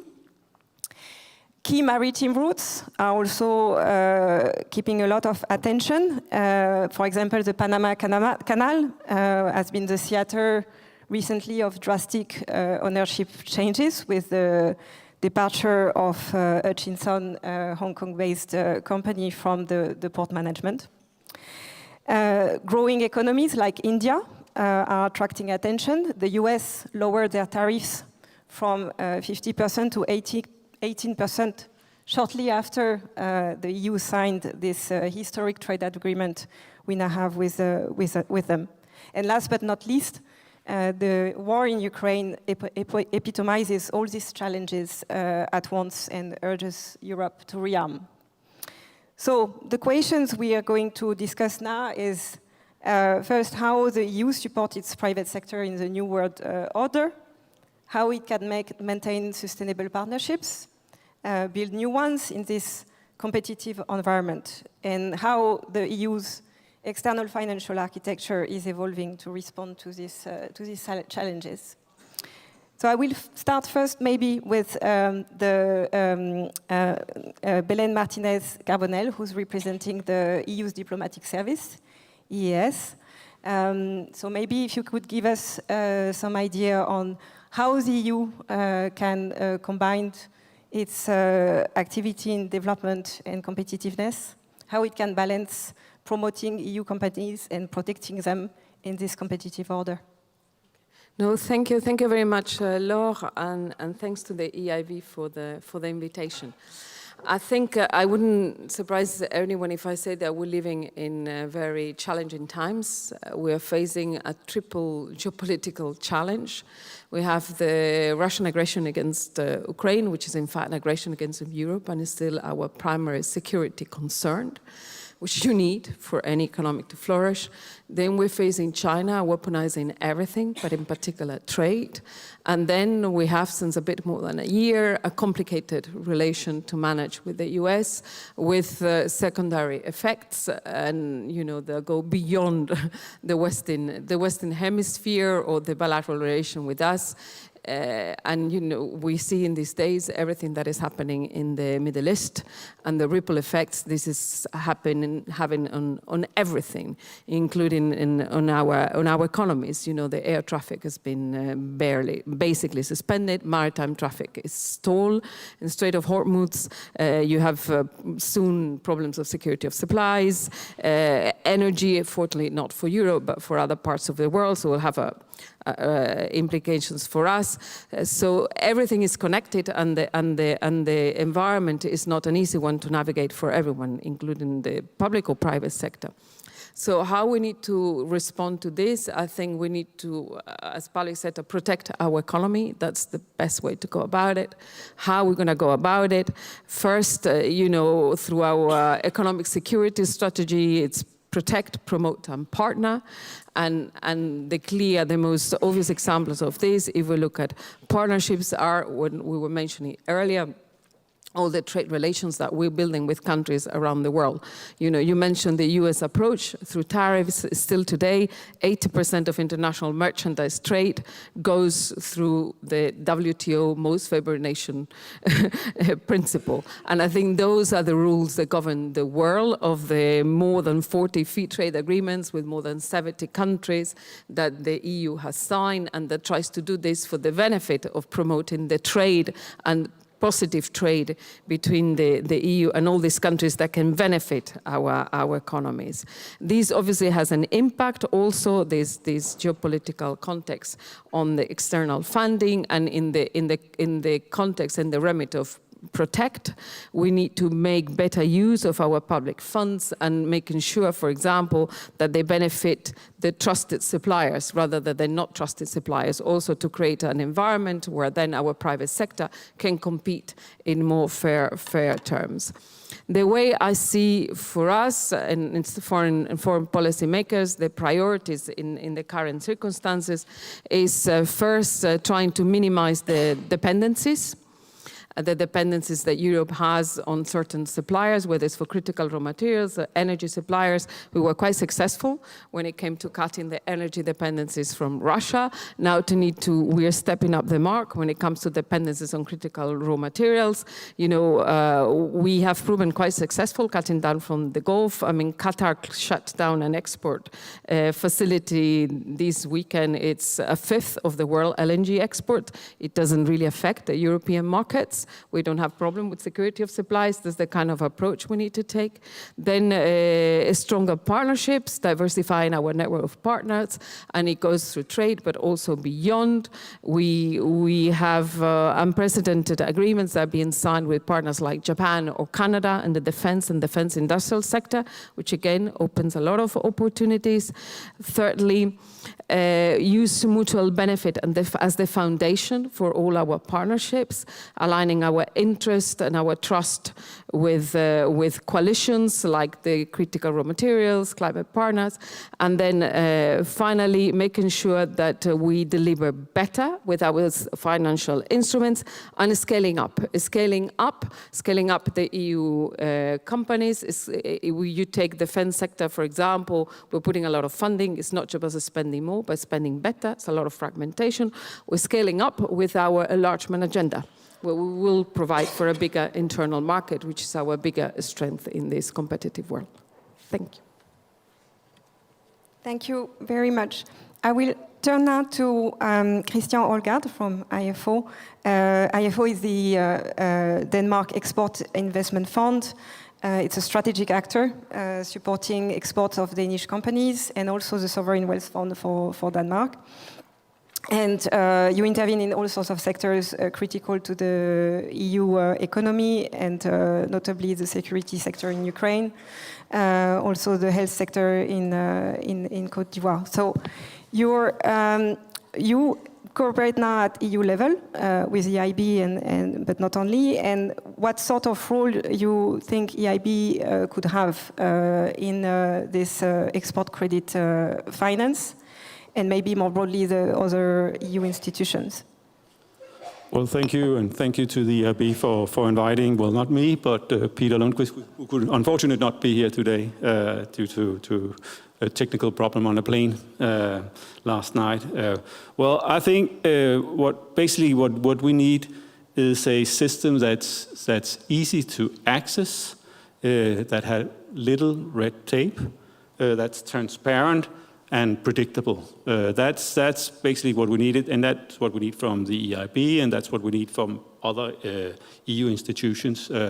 We still need to, I think, develop new instruments, and we need to simplify some of those that we have. I think we talk a lot, but I think also things are progressing not as quick as they should do, and basically I think we lack sort of a sense of urgency. That's not just within our field, but sort of more in general. That's a sort of a general tendency that we see. And it's important that we see more progress.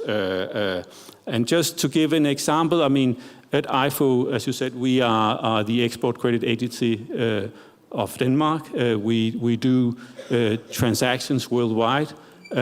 And in our risk management, we are focused on sort of reducing our exposures on a number of transactions. We work very closely, therefore, with the private reinsurance market. And there we have some very smooth schemes, cooperation that works very easily. And that's a kind of instruments we should also be able to create within Europe with the EIB and with EU institutions. That's what we need. And if we don't succeed, I think there's a risk that institutions like IFO will basically lose interest and sort of address our focus elsewhere. And I think that will be sort of it would be I mean, we will lose some potential benefits within the EU, because I think there is indeed benefits to be reaped if we manage to cooperate. Thank you. So little red tape, transparency, predictability, that's already a first menu. I think, I mean, I will turn now to Edna Schoner, the CEO of Euler Hermes, the German export credit agencies. And the difficulties that you pointed at in terms of simplifying or getting access, it's also related to the fact that the external financial architecture until now has been mostly related to development objectives and not so much to competitiveness objectives. So there is a lot to adapt there. But anyway, looking at Edna, you also engage with the EIB and at EU level in the Ukraine pilot, but not only. And maybe you could tell us your take on the challenges and the opportunities there are to engage at EU level in this domain. Yeah, happy to do so. Yeah, you can hear me. Great to be here, and I think I would like to pick up on what has been said in terms of competitive landscape. If you look at European exporters, the competitive landscape is really getting increasingly difficult, and I think we all know that in particular China is really challenging our exporters. So that's the field where European export credit agencies are acting in. So I think what is important for everyone that maybe are not so aware what ECAs are really doing is to understand that therefore, due to this competitive landscape, the way that export credit agencies act today is fundamentally different than 10 years ago.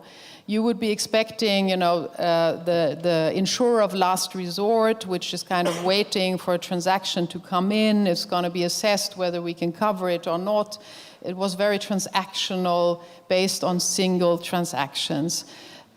We've seen how others have been moving, especially China, and they have been building long-lasting partnerships with other countries. And we heard today that Europe is really going into that direction. ECAs have also evolved in that direction. So we are now today, I would say, adding to this insurance element is that we are actually originating even transactions actively in buyer countries with innovative products such as the shopping lines, which you will see coming up with many ECAs that are now offering really attractive financing to buyers everywhere in order to incentivize them to buy in European countries. In my case, it would be to buy in Germany. So I think this moving from transactional support to partnerships, building partnerships, originating business, I think this is a big change that has been going on, I would say, for the last 10 years. So that's where we are now. So that fits really good to today's motto of building partnerships, because we are doing that already in buyer countries. And I think this is, if you look at what is going to be our success as Europe, it is building these partnerships, not only with buyer countries and buyers and investors, but of course also within Europe. So that's building the bridge to what also Christian has been saying. I think we are really seeing that this is starting to happen. I want to give some examples. You see that, and it has to happen because we are very fragmented. That's maybe something to mention. Europe has a disadvantage to China. We are fragmented. We have a lot of institutions, rule books, frameworks, etc. And that's what Christian was mentioning. Then we become very complicated and slow. And we cannot afford to stay that way, right? So that's why we really need to move forward with those partnerships. 3 examples. The European ECAs have created what we call the summit, which is a meeting of all the CEOs meeting twice a year to actually drive the collaboration, which will be especially reinsurance amongst ourselves, risk sharing to really make the transactions happen. Secondly, we see the investment hub, which has been created by the European Commission now under Global Gateway, now liaising with the team nationals, which are being constructed everywhere. In Germany, we have a big push for this team national to happen, which is now channeling projects to that investment hub if we can't do it ourselves in Germany. So we have an additional way to make projects happen. And thirdly, of course, our partnerships such as with EIB. We are all discussing with EIB, all European ECAs are, I would say, negotiating, trying to find ways, how can we commonly make more transactions actually happen with European exporters?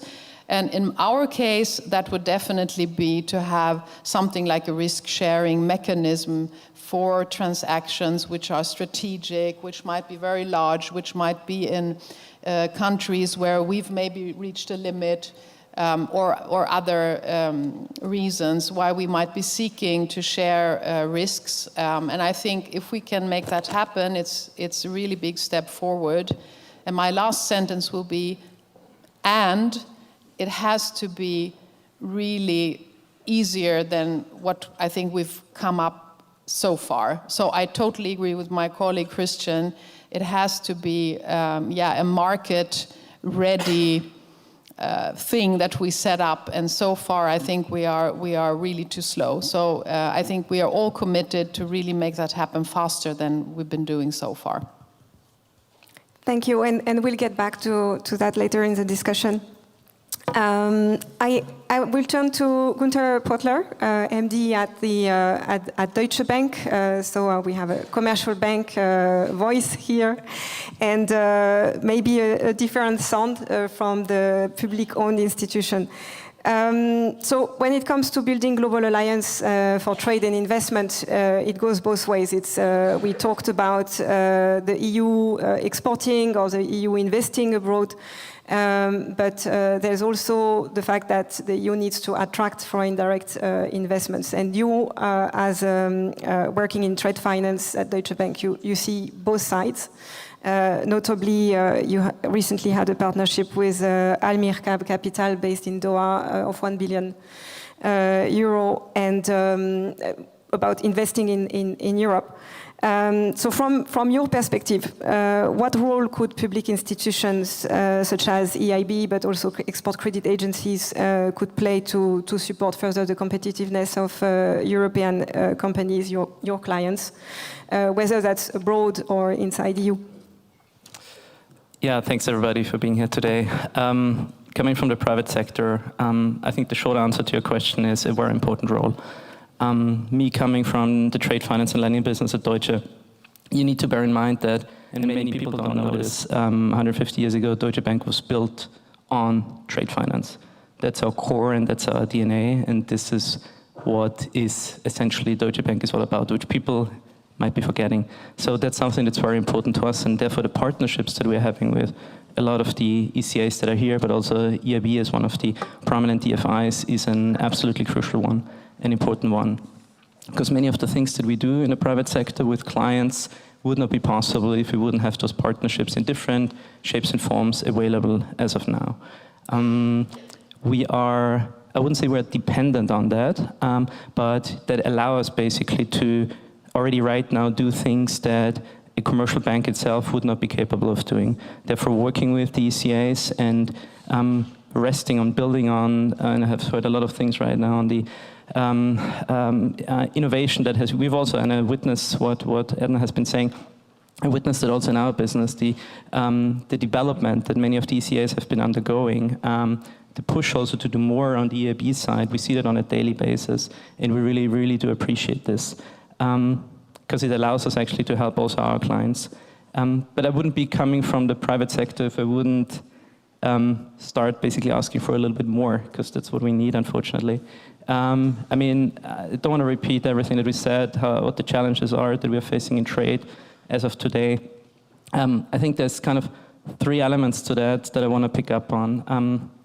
Despite all the progress that we've made over the last couple of years here in this partnership, what we are seeing is that the pace at which we are working with our clients is just incredibly high. I'm literally at my desk on a daily basis. I'm getting easily 5 trades, and this is just my desk, 5 to 10 trades on a global basis that are just coming in. And I'm just, you know, responsible for a tiny portion of the business that Deutsche Bank gets. So we need to respond instantaneously, basically, to clients because they have an urgency. With what has happened over the weekend, basically, many clients are coming back asking us for, you know, what are the capabilities to insure against certain risks with regards to LNG shipment, right? What can we do here? What can we do there? So there's many things that are popping up quite swiftly, and where we need to react quite swiftly. And then, you know, working with the partners on the ECA as well as on the DFI side, like EIB, and having flexible programs in place, pace and flexible programs, I think that goes hand in hand, is an indispensability right now. And sometimes, despite of all the good stuff that we're doing here in a great partnership, I would be asking for a little bit more flexibility here or there, right? I can give you examples, right? And we're working a lot on the defense side with our partners here.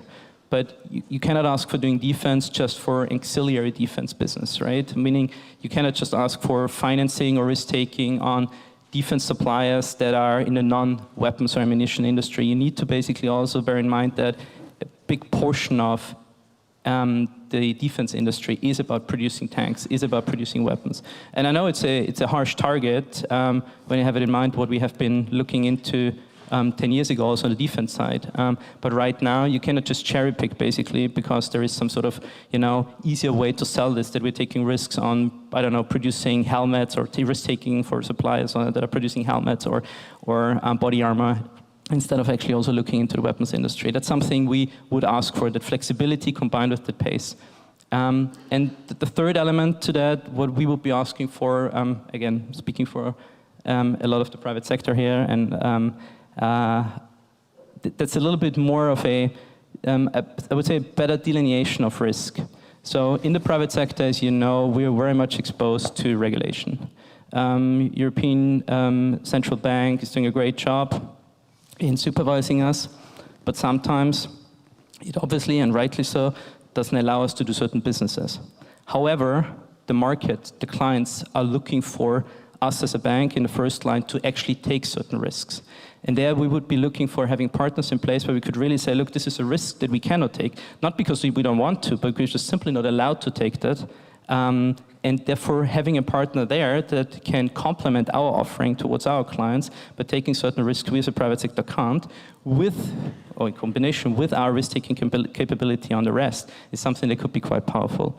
And just to give an example, we are often looking into financing suppliers in the defense industry that are new in the business. The drone business is a very new business. And you always need to bear in mind that we, from our credit department side, we're very conservative, right? Given regulation and everything else. So we need a certain track record of these suppliers in terms of, balance sheets, in terms of audited financial reports. If we can find a way that, we tranche certain risks, when we have partners in place that can take a certain portion, that we have a bigger amount of credit enhancement there, that would simplify also our credit approval process quite considerably. And that better delineation of risk between the private sector and the DFI/ECA sector is something that, if you could have a wish list here today, I would definitely ask you guys to put on there and consider. Thank you. Thank you very much. Again, we'll get back to some of the things you said, and especially you mentioned defense, which, as Belen mentioned earlier, is a key area of priority for the EU right now. Maybe now turning to the multilateral development banks. We heard from the ECAs, we heard from the EU, from the private sector, and last but not least, we have Alicia from CAF Development Bank and Andrew from EIB Global. Alicia, I will start with you. You are in charge of climate and biodiversity at CAF Development Bank. So you're really in the heart of the discussion on climate finance globally. So maybe you could share with us what's your take on all these trade finance developments, investment shift to more competitiveness in the agenda externally of the EU, and also if you see any development on the climate finance side which echo what we are just discussing right now. Thank you very much. Hello? Yes? Okay. Thank you. Thank you very much, first of all, for inviting CAF, the Development Bank of Latin America and the Caribbean, to be part of this Global Alliances panel. And also, thank you for letting us to talk about climate and biodiversity. We see both elements are huge opportunities right now, and as the President Calviño mentioned before, we see that as a win-win opportunity. What we see is that there are many opportunities, but some of them have been already mentioned, but let me refer to the critical raw materials. The Latin American, the Caribbean region will be a crucial partner to develop the clean energies metrics. We have more than 50% of the lithium reserves in the so-called lithium triangle, Argentina, Bolivia, and Chile. Also, the reserves of copper and nickel are very strong. And if you consider the potential development of the energy sector, particularly related to the artificial intelligence development and the data centers needs, we consider that the potential of the collaboration with the region is very strong. But this leads me to the second question. It has to do with the energy transition. Latin American, Caribbean countries have, on average, a very clean electric matrix. More than 60% on average comes from the renewable energies, which is above the average. The global average is 40%. So what we see is a lot of opportunities for clean technologies coming from Europe go to the countries. There is a strong commitment with the green agenda right now, which is very important, and that's why in our case CAF is devoting 50% of our financing to the mitigation and adaptation technologies. Also, we have been talking about markets, and I think it's very important that we consider how crucial will be the implementation of the Mercosur agreement. Once this agreement will be implemented, more than 97% of the GDP of the Latin American countries will be covered by free trade agreements with the European Union. If you consider that there are more than 600 200 million people living in the region. We see also a lot of opportunities related particularly with the green transition. Also one element which is crucial and we haven't told so far is about the food security, which is also very important. We consider that a sustainable production of food is very important for the European Union, but also, of course, for the Latin American and Caribbean countries. We have a huge potential for producing food. We are producing now food for more than 1,300 million people, which is an enormous ability to produce food. Also, we consider related to climate, and this has been mentioned yesterday, the relevance of the resilient infrastructures. Now, because of the natural disasters, almost up to 5% of the GDP is lost because of the natural disasters in the region. So there is a need for investment in resilient infrastructures right now, related with energy, with transport, with water. And so we also consider that the potential for collaboration and the win-win opportunities are very strong. And last but not least, I will refer to biodiversity. This is one area that has not been developed so far as an area of collaboration, but we are working in GAF, but also in the region, we are working very much in, for instance, in blue economy. We consider that this is one sector where the potential of collaboration on clean technologies is also very important. For instance, we are working now in the production of proteins coming from fish.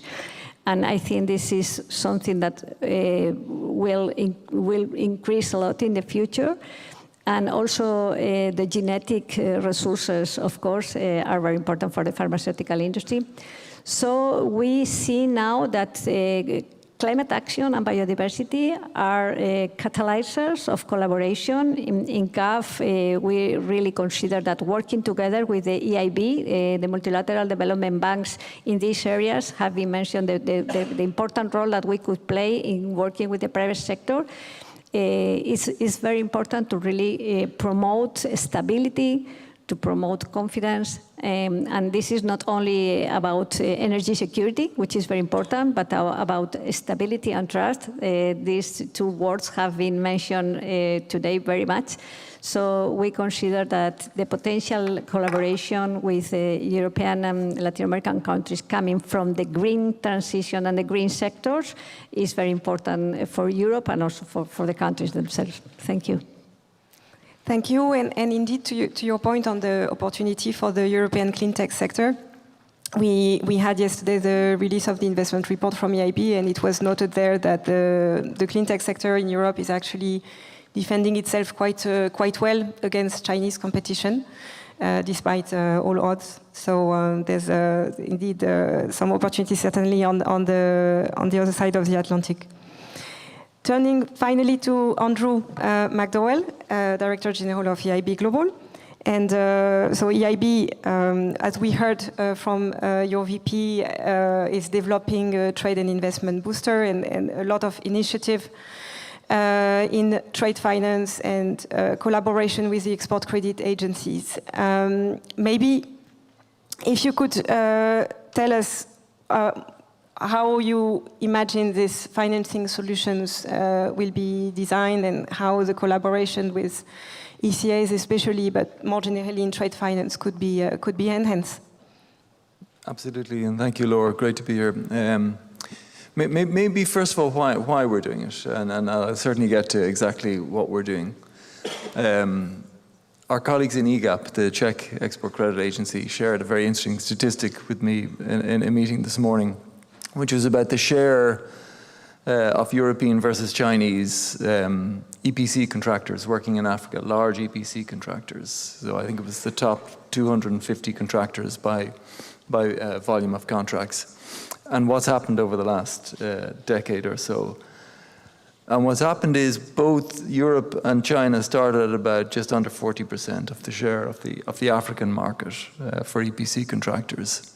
And since then, Africa's gone to over 60%, and Europe's gone to less than 20%. over that period of time.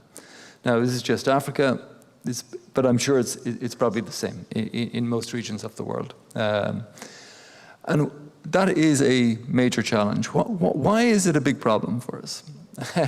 It's a big problem. I think the competitiveness and the economic argument is pretty clear that, if Europe really wants to scale up, support productivity growth, jobs and prosperity, within Europe, it's going to have to be international. That's always been Europe's business model. But it's also about economic security. It's trade flows and having a strong trade finance and export finance ecosystem is critical to our economic security. Take the example of critical raw materials that you've mentioned. Critical raw materials is as much about the trade finance ecosystem around the flow of trade as about the financing of the projects themselves. And if we don't have a trade finance and export finance ecosystem that is competing to bring those trade flows to Europe, we have major economic security issues. And we see that in critical raw materials, but we also see it in numerous other sectors of the economy. This was part of our considerations when we reviewed EIB Global's strategy last year, is that EIB potentially has a unique role to play in complementing the existing export finance system in Europe in order to try and reverse these trends. Why EIB? EIB, uniquely among international development finance institutions and international financial institutions, already works in all 27 member states of the European Union in private sector financing.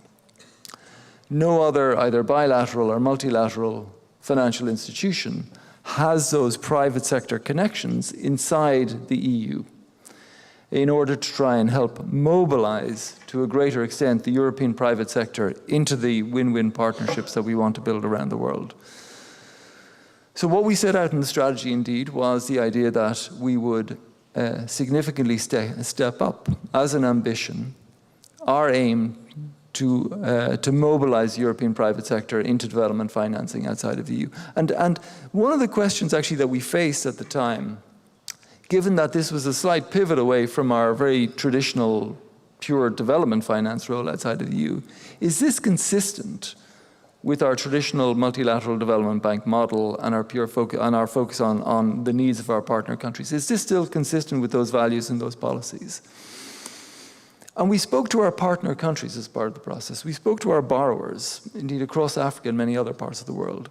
And we asked them, God, is it okay if we start to push European companies and European contractors, And the answer was absolutely. Absolutely. Because one of the things that's missing is the European private sector in our countries.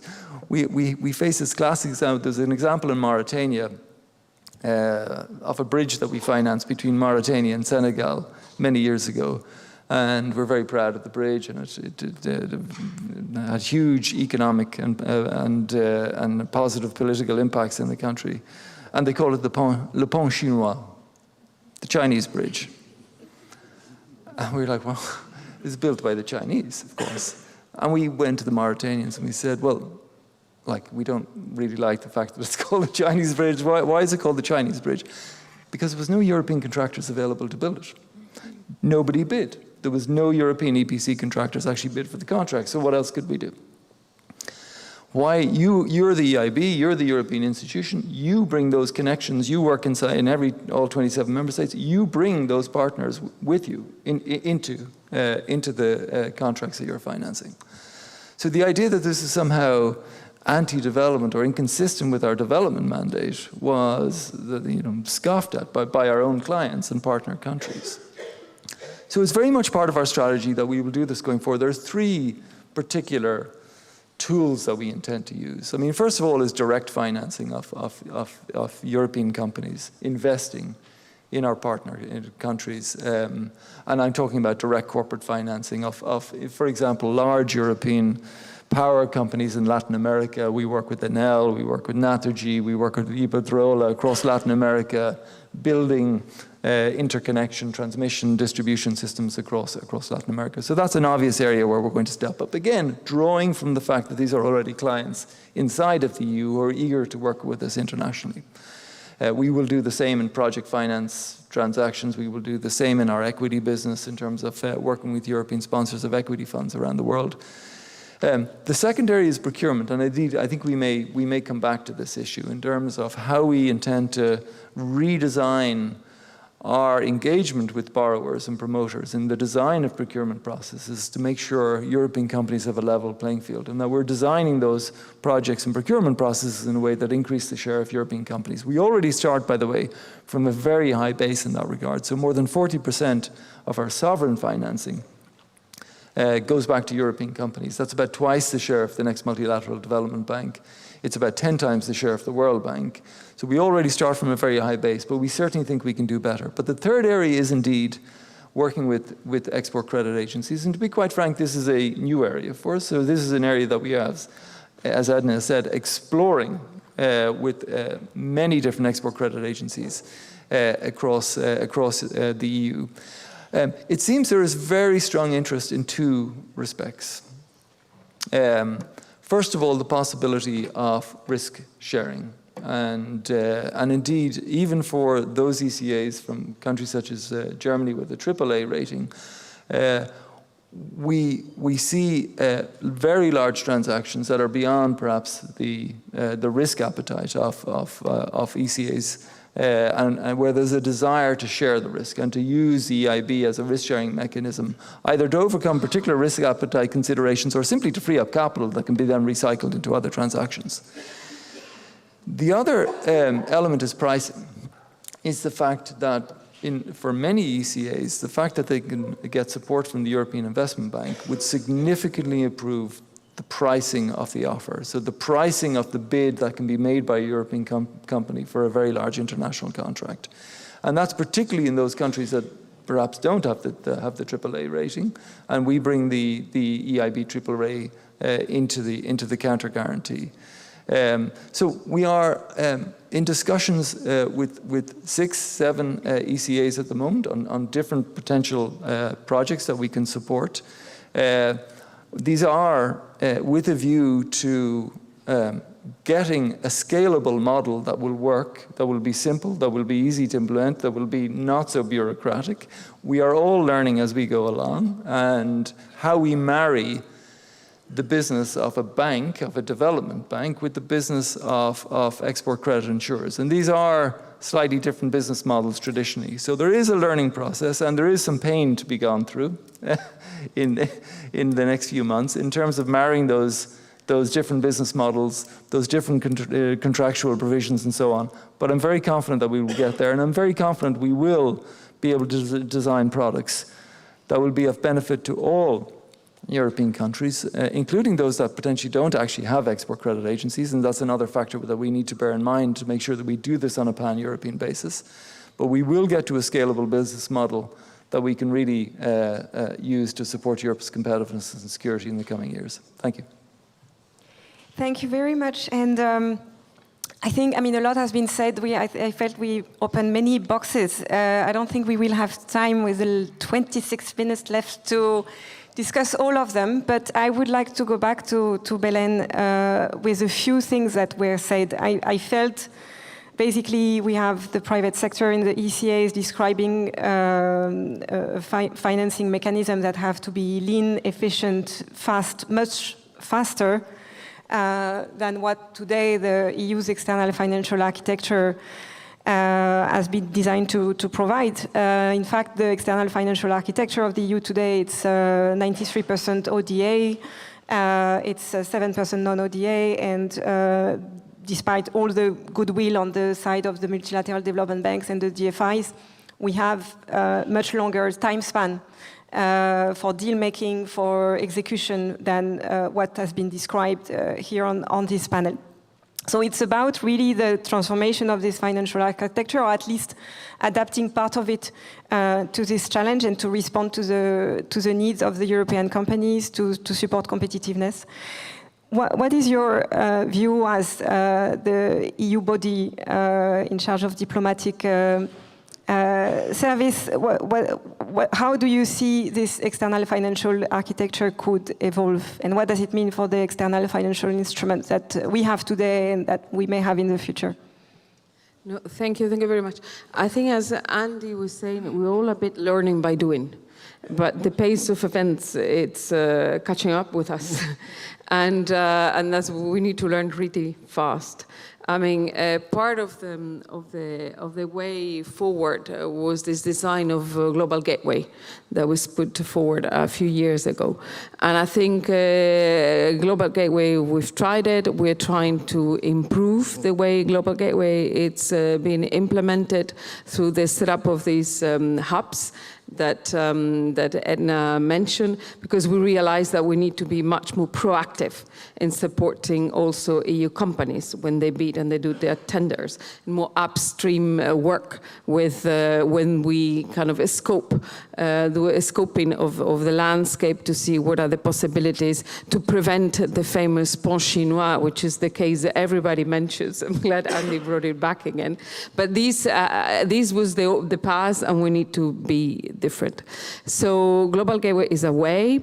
The other way, as I say, is being much more aggressive in the way we push our trade agreements, much more agile. It's not by chance that Mercosur was finally closed after 20 years, and that then in such after 10 years also dragging, we finally closed the free trade agreement with India.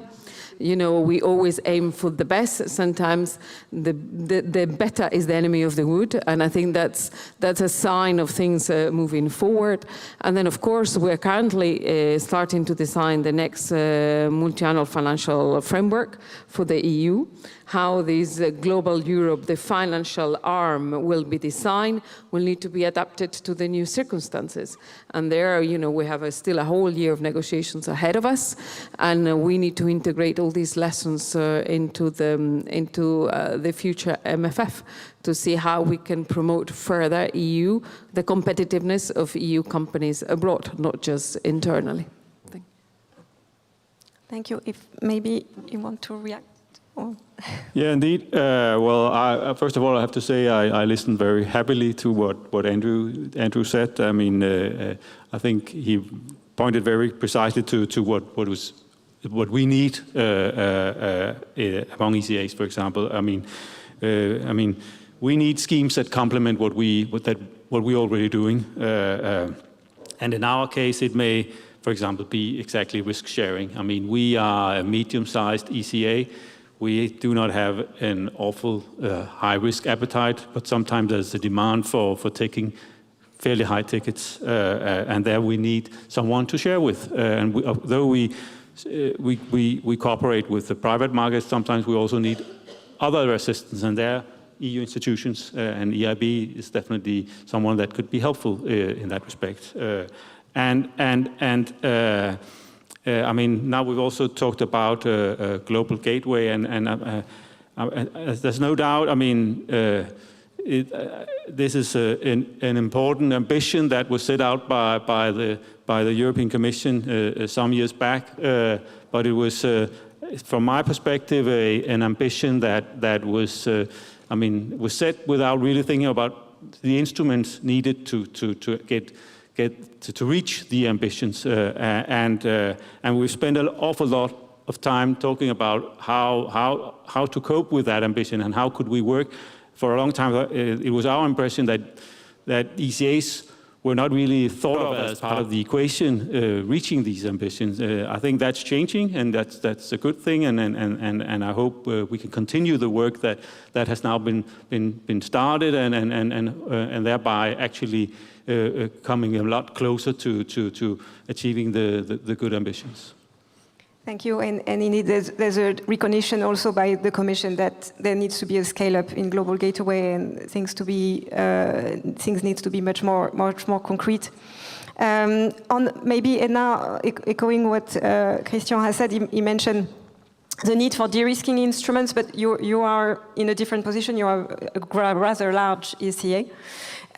Maybe if you could tell us what would be the priority number one on your side when it comes to the evolving financial architecture? Well, it's definitely, it's still the same as Christian, because it's risk sharing. We don't have the other topic because we are obviously also a AAA, so we can already provide very attractive financing. But we do have topics where I think we could do more projects if we had somebody backing us up. So we might have countries where, you know, we have accumulated a large portfolio, and then the German government would say, you know, I'm not ready to do more transactions there if we don't find someone to partner up with. So that's, I think, the most obvious example where I think it would be great. We have already the opportunity with other ECAs, so we do reinsurance with them, but that's somehow a little bit more complicated because, of course, then you have to find a kind of national content for them to be able to engage in that, right? So, and EIB would only have the European perspective on it, so that could make it easier if we would have such an opportunity. Thank you. Maybe, Gunther, we discussed earlier the fact that you think also the EIB's role is to de-risk. You mentioned the capital cost, the heavy exposure to some risk that you cannot take as private sector. Is there anything else also that you would like to share? We talked a lot about financing solutions, but also Andrew referred to procurement, what's being done on procurement. Is that something useful for your clients as well? Yeah, definitely. I mean, I loved what I heard from many speakers today, especially what Andrew said. And there's two hearts beating in my chest when I'm hearing this. The one heart is basically saying, fantastic. It addresses a lot of the points that I made early on in terms of flexibility, in terms of pace. The one thing that I'm missing a little bit is, and I've not been hearing a lot today, is I think the main aim is to mobilize private capital. We need to be wary that we cannot finance everything with taxpayer money. And the whole transformation that's going on in Europe and also and helping our corporates here.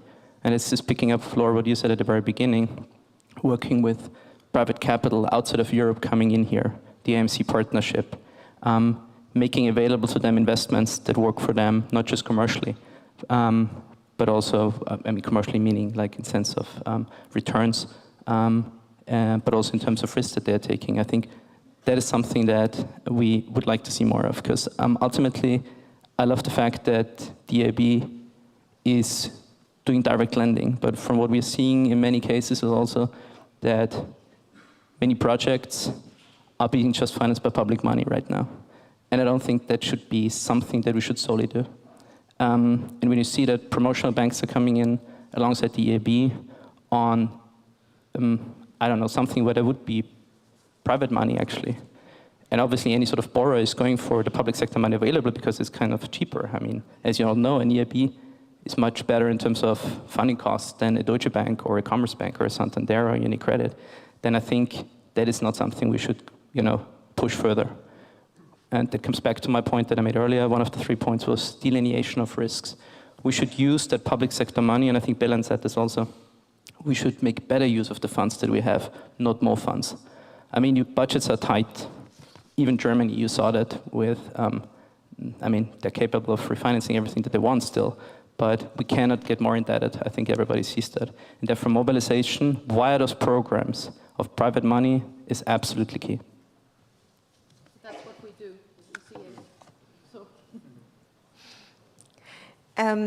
Sorry, Alicia, you wanted to react? Or, okay. No, I wanted to ask you again on the climate and biodiversity side that you described.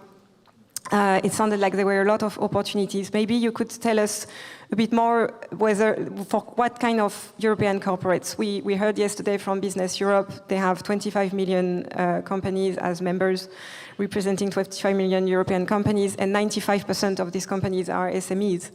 So naturally, if we look at the climate and biodiversity landscape, we can't just think of the large offshore wind farm projects, but much deeper.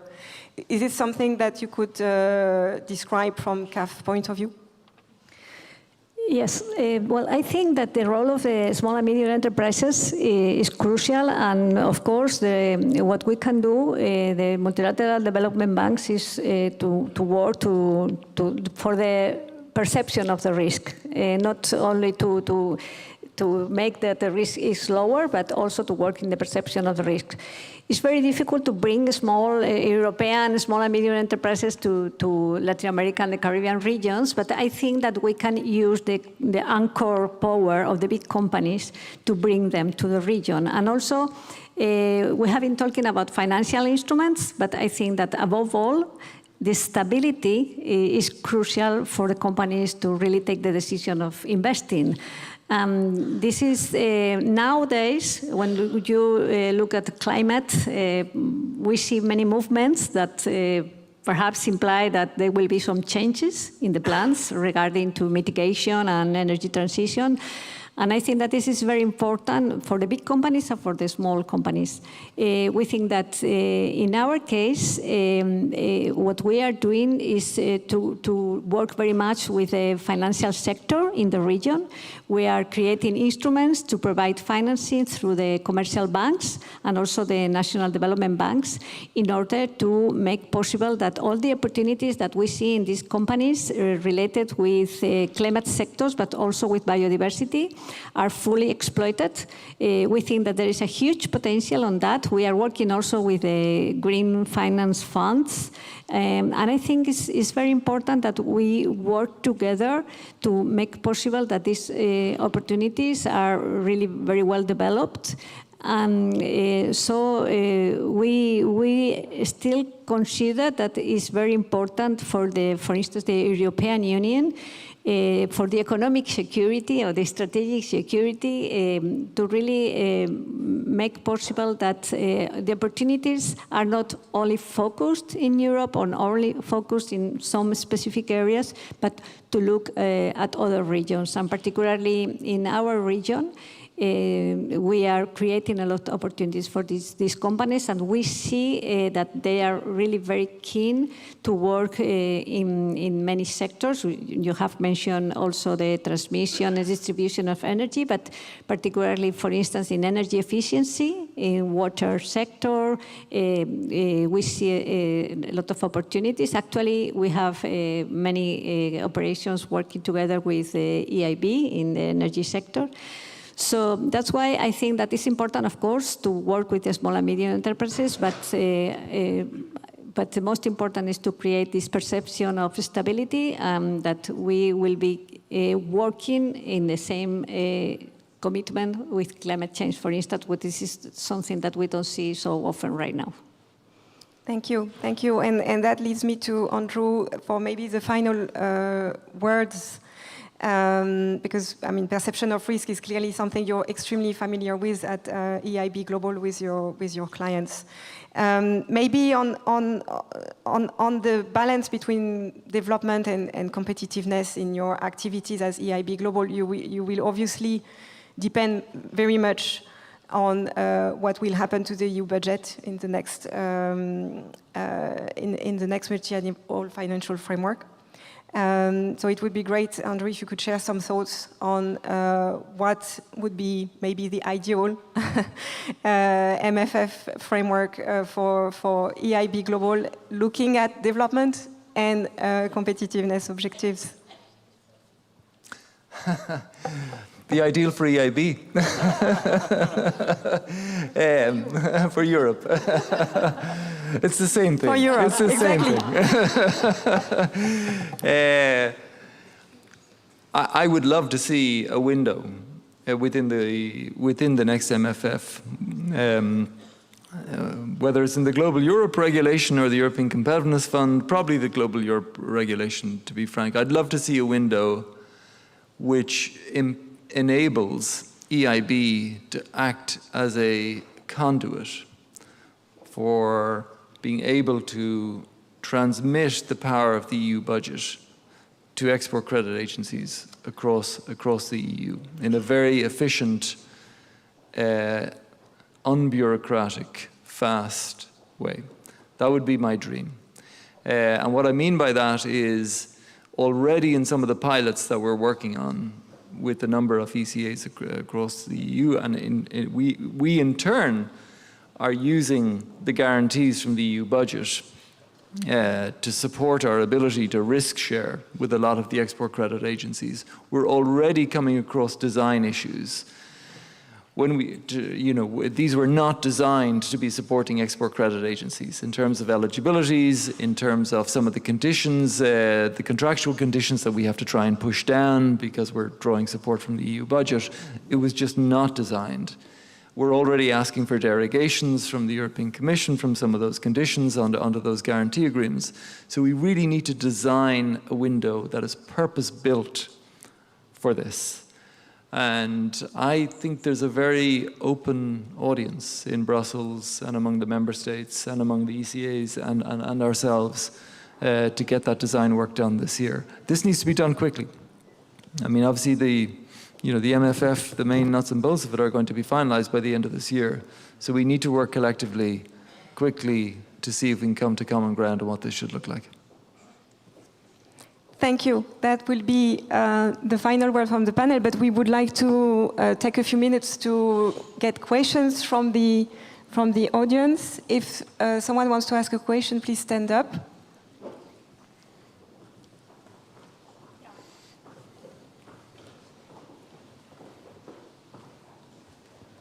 Yes, thank you so much, Laure. This is Alina Orrico from the European Development Finance Institutions. I would like to ask why in the Global Europe envelope is it that you would like to see that window? Andrew. Why in the Global Europe envelope and not in the competitiveness? Shall I jump right in, or do you want to gather a few? Sorry? Did you? I mean, we're getting technical here because it's primarily about taking non-EU risk. It's primarily about, I mean, the European Competitiveness Fund is going to be really organized and oriented towards supporting innovation, primarily. Okay, there's going to be a number of windows in the Competitiveness Fund going forward, but innovation and the capacity to take technological and innovation risk is going to be at the heart of the design of the European Competitiveness Fund. What we're talking about here is the ability to take non-EU risk, is the ability to take high risks from sovereign, sub-sovereign and private sector outside of the EU. And that is where the governance of the Global Europe Fund will come in. And that will be primarily oriented about the capacity to allocate those risks effectively, to understand whether it's politically aligned with European external policy. That's the other factor which will be designed into the governance of Global Europe. And that's why I think it's more appropriate in that particular instrument. But I mean, again, in the design of that legislation, it's very clear already that the member states are looking for greater synergies between the European Competitiveness Fund and the Global Europe Regulation. And I think there may be areas where there can be cross-pollination between the two. Maybe if I can add a little bit to what Andrew said, today there was the release of the Industrial Accelerator Act, which was also, it's not the ECF, but it's obviously the regulatory mirror to the ECF, and it's very obvious that these instruments are focused on inside EU businesses.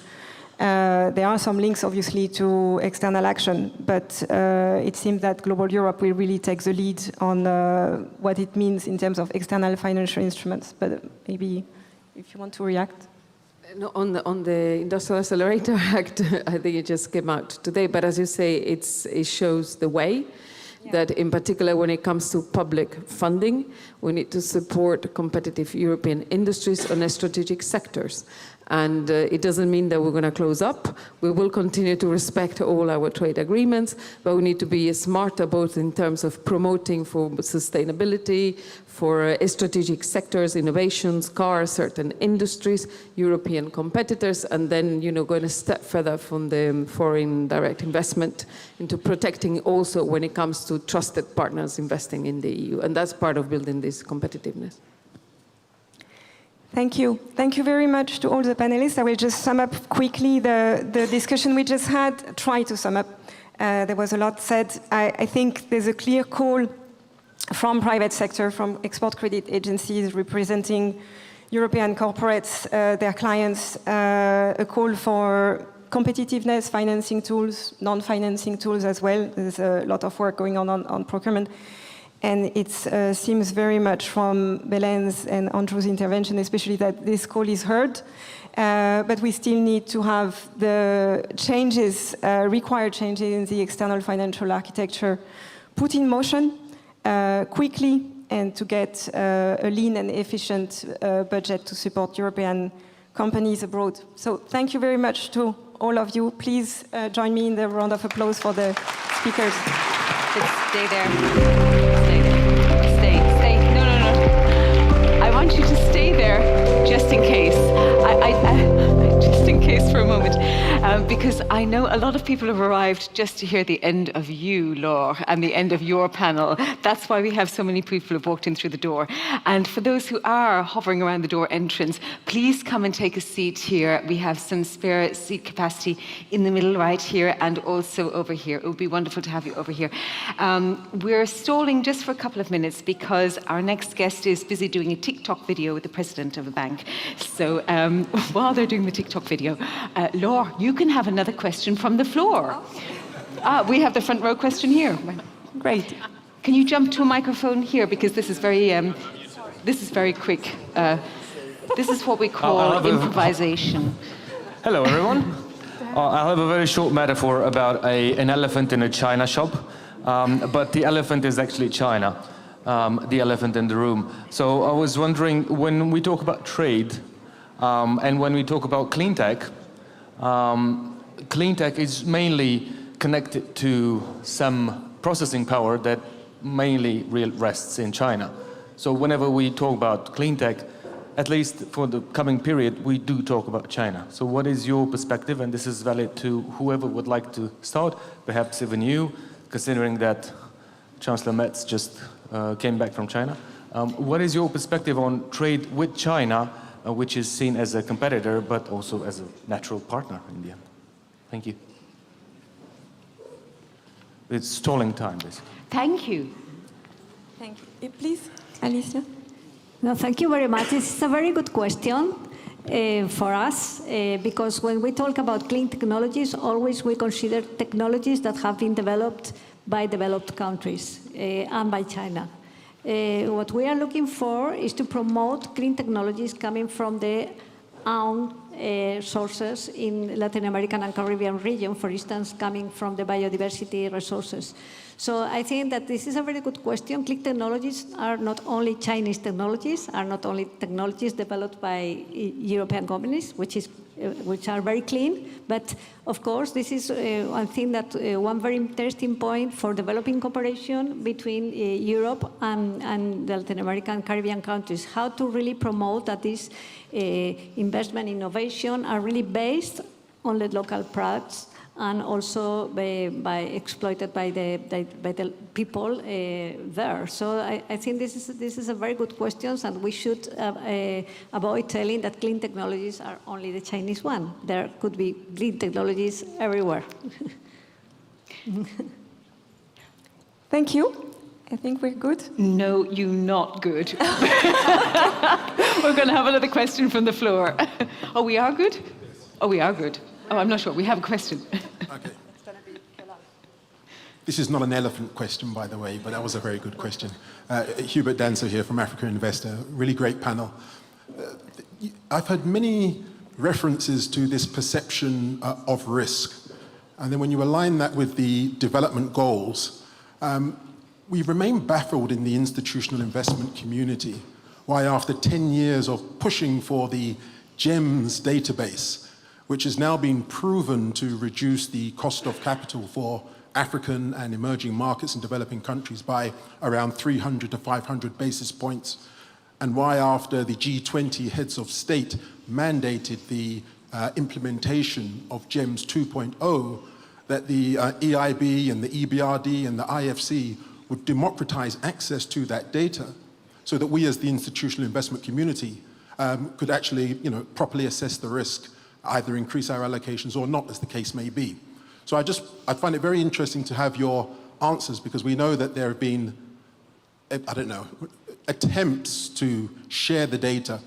But the institutional investment community, we've always explained that it's not granular enough.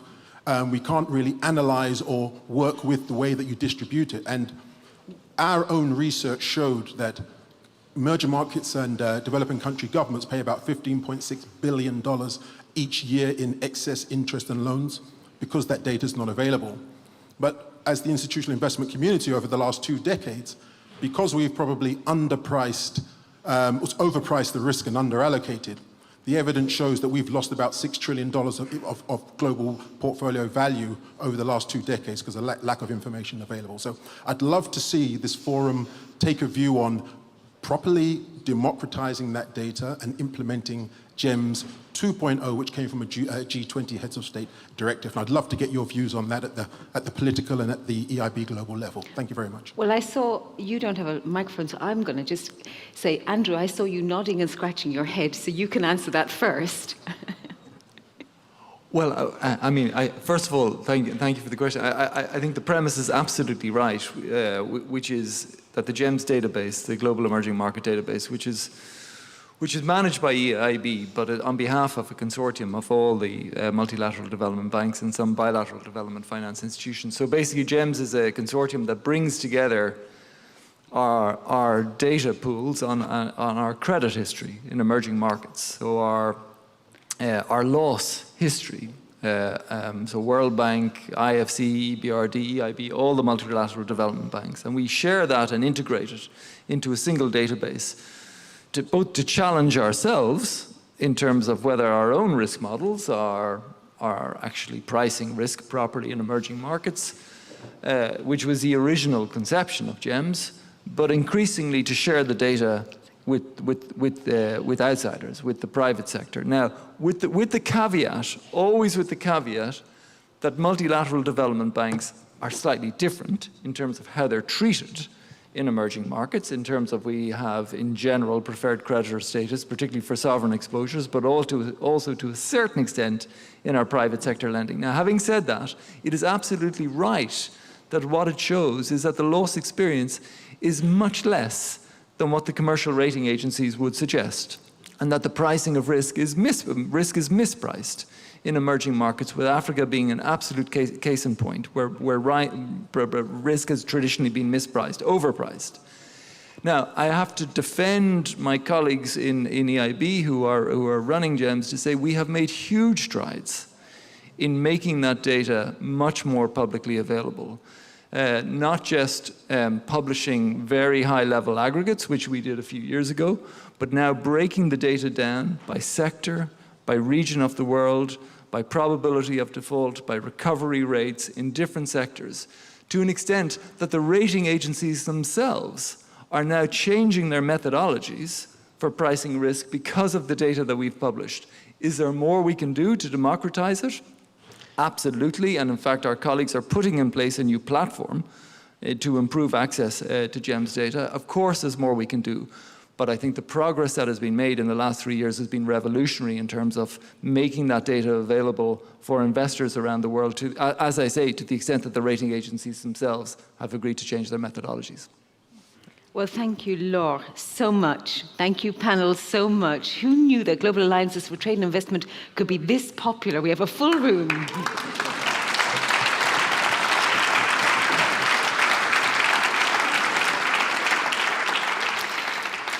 We do have a full room, thank you so much indeed. And we have a full room, not just for the panel, but also because we are joined by Nikolai Koster-Waldau, UNDP Goodwill Ambassador, and he's going to give us a keynote address, and then he's also going to take some questions from the audience. And I'm sure that a networking cocktail afterwards can wait a few moments, so we're delighted that you're here. Thank you, Nikolai. Thank you. Or you can have a microphone, as you wish. Yeah. Hello. I feel I'm terribly underdressed. I apologize. Well, it's great to be here. As you heard, I'm Nikolai Koster-Waldau. I'm an actor. I'm also here because I'm a UNDP Goodwill Ambassador.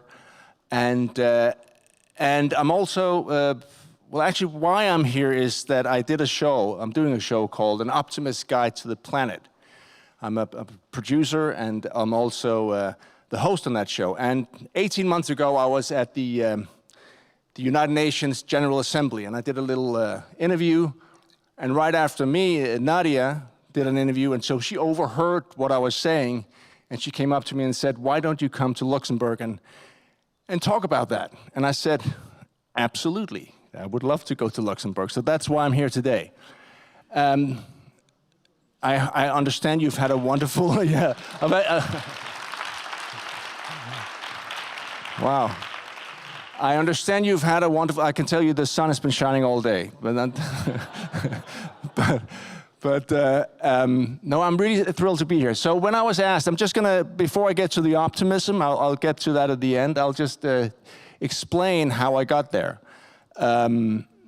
I, in 2016, was asked if I wanted to be a Goodwill Ambassador for the UNDP, and instantly I said yes, because I'm a fan of the UN. I believe in the UN. I believe in us having a forum where we can come together and we can discuss. I believe that the history of the UN is important. The Charter of the UN was built on the ruins of the Second World War, so that we didn't repeat those mistakes. I believe in a world where all countries are equal, have equal footing.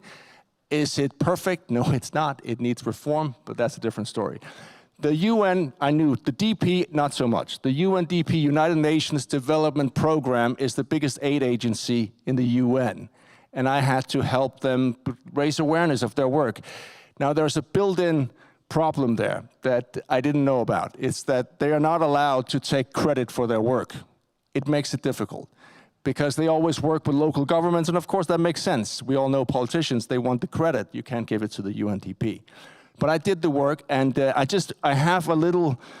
started traveling around with the UNDP, so I have a little clip of what I did and what I am doing for the UNDP. And roll tape. Since 2016, I've had the privilege of being a Goodwill Ambassador for the UNDP. Traveling with the UNDP and seeing firsthand the incredible work that's being done in every corner of our planet is truly inspiring. We are, for better and for worse, in this together. Going solo is simply not an option. And although the challenges we face are enormous, human innovation is unstoppable. And action is being taken, and at scale. It isn't easy. We face constant setbacks, but if we come together through international cooperation, then there is nothing we can't accomplish.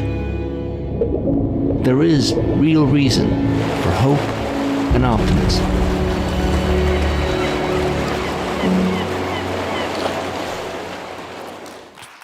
So I thought that the message I would bring back would be an easy sell, because what I saw on those trips was it just blew me away. People under the most dire of circumstances doing incredible work, having real belief and hope for a better tomorrow. But then when I came back to do the sell, if you will, to raise the awareness, it got a little harder.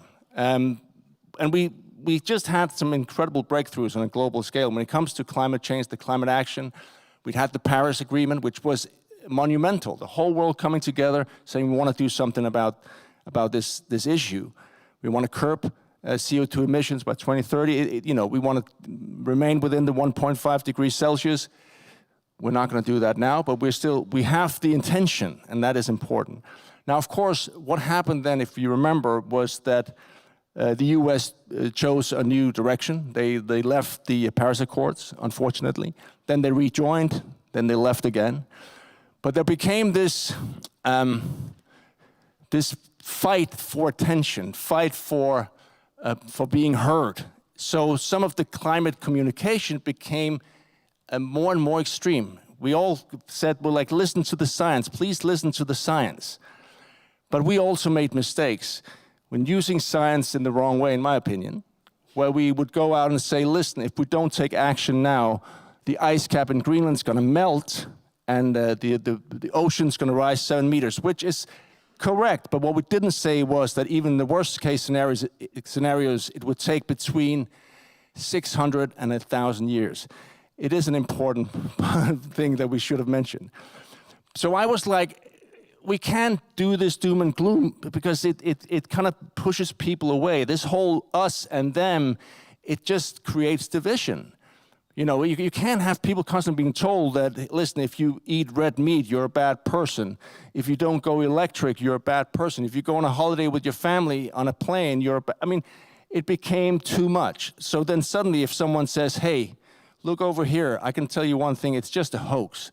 That suddenly becomes very attractive. Anyway, I was very lucky. I wanted to tell a story about hope, about possibility, but I found it very difficult for us at the UNDP to break through. And it wasn't anyone's fault at the UNDP, it's just a difficult sell, unfortunately. But I got contacted by a producer in Toronto who said, do you want to do something? And we came up with an optimist guide to the planet. Bloomberg jumped aboard. And what is so amazing with that was that, you know the thing they say, we're killing the planet, or we have to save the planet. For me, the planet's going to be fine, by the way. The planet's going to be, it's been around for billions of years, it's going to be here after we're gone. What we have to focus on is each other. It's us, human beings. Human beings, by far my favorite species on this planet. I couldn't live without human beings. We are incredible. I mean, we are just incredible. If we can think it, if we can imagine it, we can build it. We also idiots, I agree, we all know that. We do really stupid things, but I always like to say, if you think back to the last week in your life, and just try to imagine all the people you met, everywhere, like we've walked through the buses and the trains and the planes, wherever, how many real assholes have you met? Right? There might have been one or two, but most people are really good people, and we all want the same thing. And what I found when I traveled the world with an optimist guide and with the UNDP is that we're so much, everything connects us. So, I mean, yes, our life circumstances are different, but we all want the same thing. We want love, we want to be loved, we want to give love, we want to have dignity, we want to have purpose in our lives, and that's what we have to help each other achieve. We have to stop the division because it leads nowhere. So anyway, we're doing this show. We're setting out this season, and I take off, and I'm going to give you a couple of examples of the stories and why I think there's reason for optimism and why I believe in us. I believe in you. It's that the first idea I had this. I wanted to go to just talk about optimism. I wanted to go to Chernobyl. The reason was I heard that because of the nuclear disaster. It's too dangerous for humans to go, and I heard that nature flourished. So I had this idea, wow, that's a great story. You know, maybe nature is better off without humans. If nature could choose, would they prefer a nuclear disaster over humans? That's interesting. Now, we couldn't go to Ukraine because of the horrific invasion by Russia. So we went to Fukushima in Japan. And by the way, if ever there's a natural disaster and need cleaning up, you have to call the Japanese. I mean, that is incredible what these guys can do. I mean, all the topsoil and all the fields, it's amazing. But of course, in the forests, they couldn't clean up the soil, so it's still contaminated. We met a scientist in a forest. We put on the hazmat suits, we went in, and I was so convinced I was gonna get a scoop of a little trailer moment. I had the question ready for the scientist. We went out, we found these cameras, wildlife cameras, where he was shooting these animals that usually didn't go to this place, but they had arrived now. And I said, so, if you were nature, would you then, and you had to choose between humans or nuclear disaster, what would you pick? And I was expecting him to give me my answer, because I thought it was such a cool thing. And he said, he was such a scientist, so annoying. He said, your question doesn't make any sense. I said, how dare you? No, I didn't. I said, what do you mean? He said, well, we are nature. We are part of the ecosystem. You cannot, I mean, yes, you can take us out, and it will benefit some animals and plants, but it won't benefit others. And I said, what do you mean? Well, we are the apex predator. So you take us out, some of the other big predators will come in. But that's not good for the prey. So little mice, they're going to get eaten now, quickly. They could kind of cover, and there was just something about what he said, it really stuck with me, because I thought it was for me, it was a beautiful moment, and it gave me some insight. We are nature. We are the planet. We have to take care of each other, because we are amazing. And then solutions, because this is a show we do about solutions all over the world. And it just blows my mind all the time when you travel. I was just in India. We did a story. Is that a time that's running down? I have no idea how long I've been talking. So just shout me off if it's if I'm talking too long. It just said 003, and I was like, oh. No, I'll just give you. I won't be long now. I'll give you a couple of. I was in India, just to give you some examples about surprise and about solutions, about why humans are incredible. This was at the Ganges River, and I met a gentleman who'd come up with this idea for a company. The Ganges, of course, is a holy river. It has it's believed to have supernatural properties, so people bathe and they swim in it. It's also known to be the second most polluted river in the world. So this gentleman was standing with a friend from overseas, and this friend said, why don't you do something about it? And he was like, what do you mean? Well, you can clean it up. And he's like, I can't clean it up. But then it stuck in his mind. So we started this company called Fool, which is very simple. And I heard about it when I read I heard, I was like, okay, how much can that do? It's basically, in India, they have temples on every street. There's so many temples, and every day people come and worship, and they bring flowers. And these flowers sometimes are scented, and then because they're holy, they've been in the temple, you're not allowed to just throw them out. You can only throw them one place, and that's in the Ganges River. So he collects all this floral waste, and then he turns that into incense. So it goes back into the temple. It's a very sweet thing. I thought, that's sweet. How much floral waste? In this one town, it was 30 tons a day. Incredible. And suddenly, it actually has an impact. And he created a factory. I went to see the factory. It's a big operation. It's now already, in a few years, become the most sought-after incense in India. He also hired these women who, he said, they are the best workers. They are always on time. It was tricky in the beginning because they are from a caste that usually are cleaning the gutters, the toilets, the sewer. And they live literally off the beaten track. For me to hire them, they needed an address. So I had to give them my address at the factory. They also needed an account. They couldn't read or write, so we built a school so they can learn to read and write. I met these women, and it was just incredible because they've been able to break this social cycle and put their kids to school and change the whole narrative of those families, which was so inspiring. Now, then he showed me another thing. He said, oh, we discovered another thing with this floral waste. It was really cool. I said, what is it? Come. And he went into this lab, and he said, one day, one of our guys looked at this pile of floral waste, and he saw this white stuff on top of it, and it's fungi. And instead of just saying, oh, that's some fungi, he was like, let me see what that can do. And he was inspired, and he started thinking, wait, maybe we can do something about this. 2 years later, they're making what they call fleather, which is, yes, floral leather. And then they say, and look, here, we have a pair of shoes for you. I put on some shoes, they're beautiful fleather. And they say, we've already made a deal with major fashion houses in Europe. We're announcing it this spring, which is now. And that was just one guy doing that very human thing that I don't know if AI can do, but maybe, but being curious and being inspired and going, I wonder what that is. I wonder what we can do about this. And it's just, if that doesn't give you hope, we are incredible. One more story, and then we'll show you a little clip.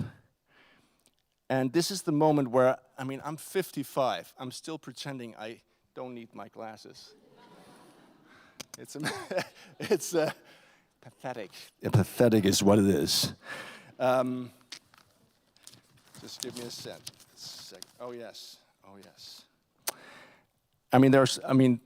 You have to watch Optimist Guide to the Planet because there's a lot of stories. We have all the good stuff, the energy, the hydrogen, the power to TX, the mini nuclear, the recycling. What we discovered this year is also the fact that there is no such thing as waste or trash.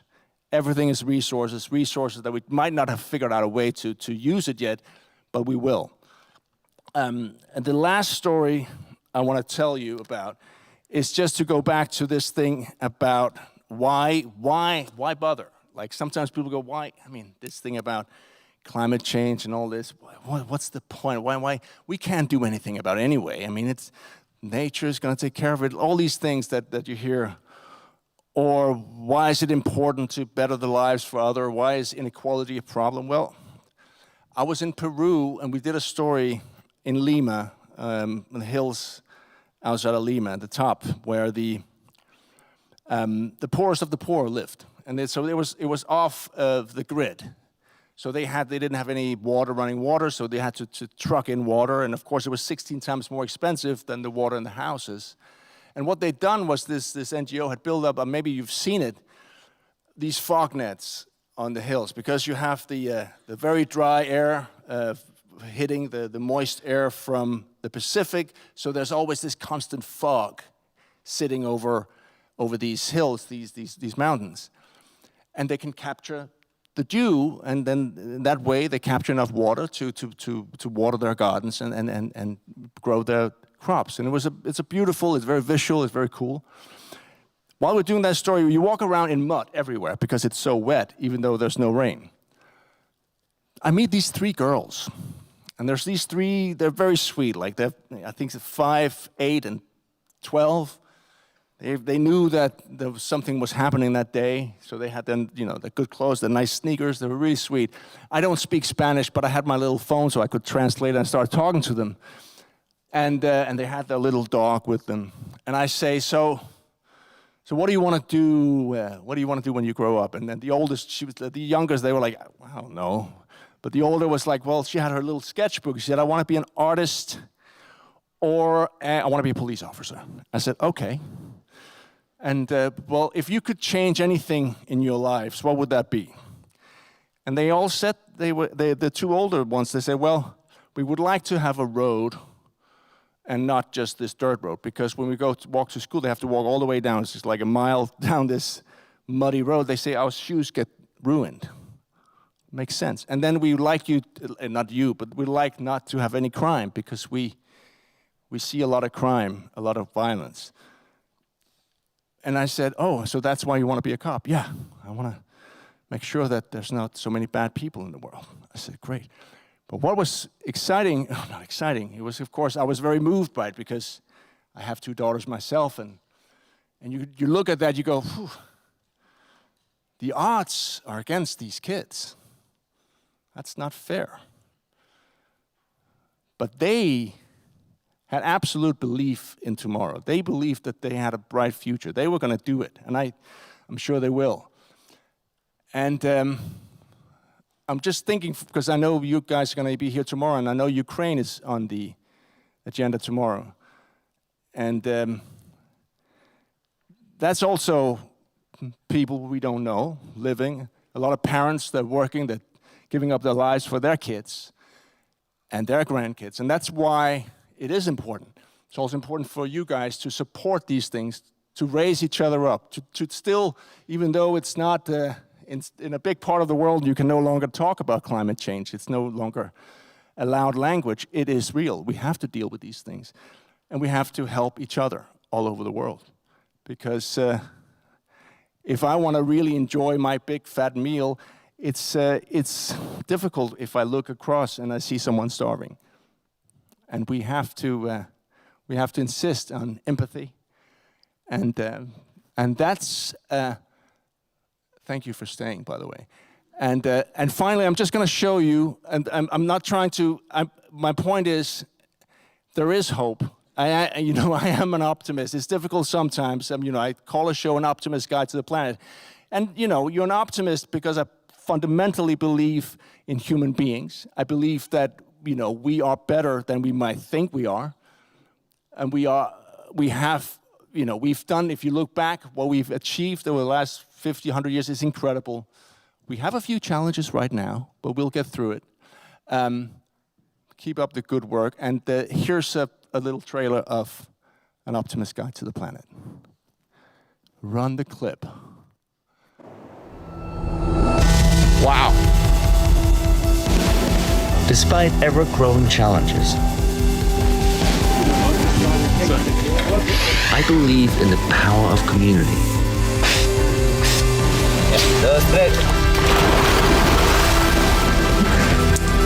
That is never going to be in the cut. Our futures.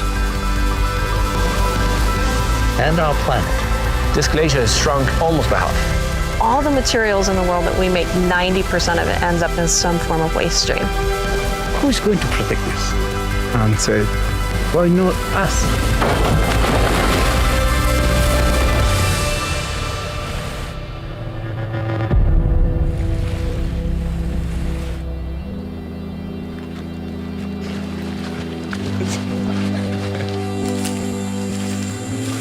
Wow.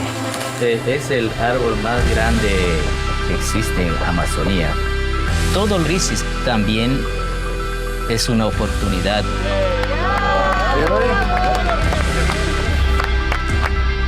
The work that you're doing is not just about cleaning up waste. This changes the narrative.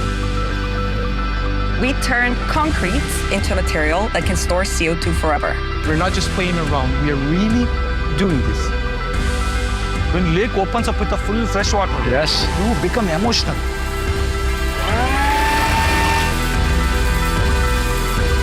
How many times have you had a camera crew film you when you were in a sauna? I'd like to see society move from a place of survival to a place of thriving. I think the world is cynical enough as it is, so optimism is the only way forward. My name is Nikolai Coster-Waldau, and this is An Optimist's Guide to the Planet.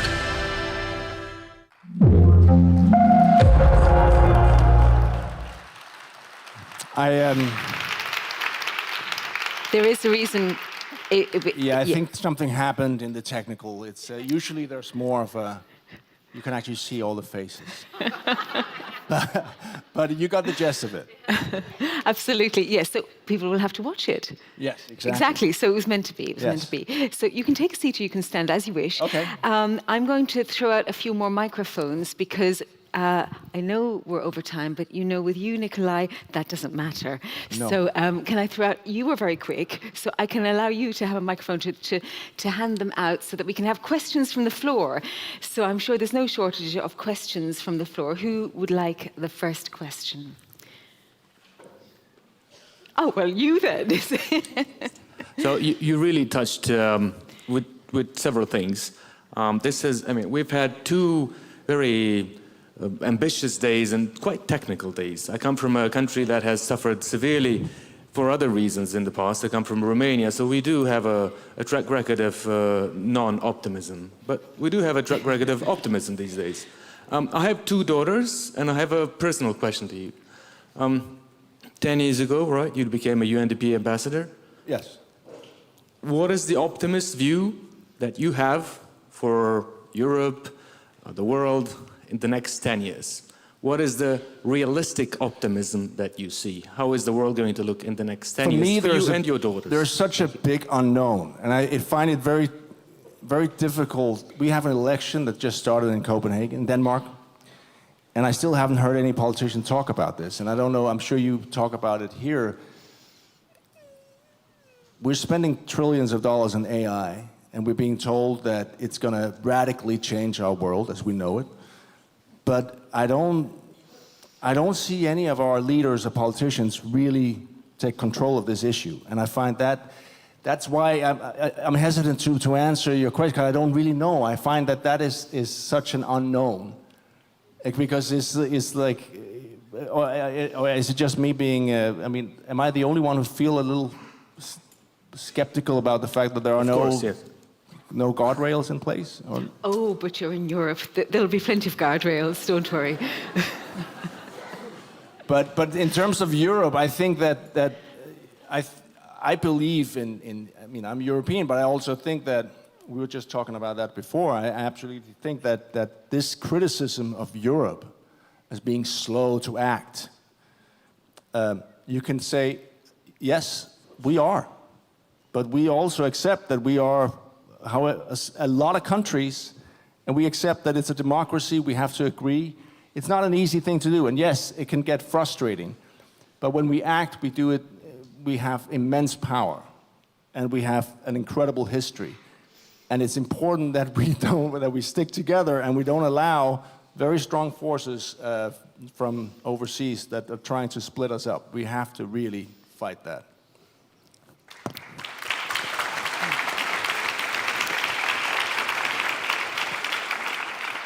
More questions from, yes, we have a question just here.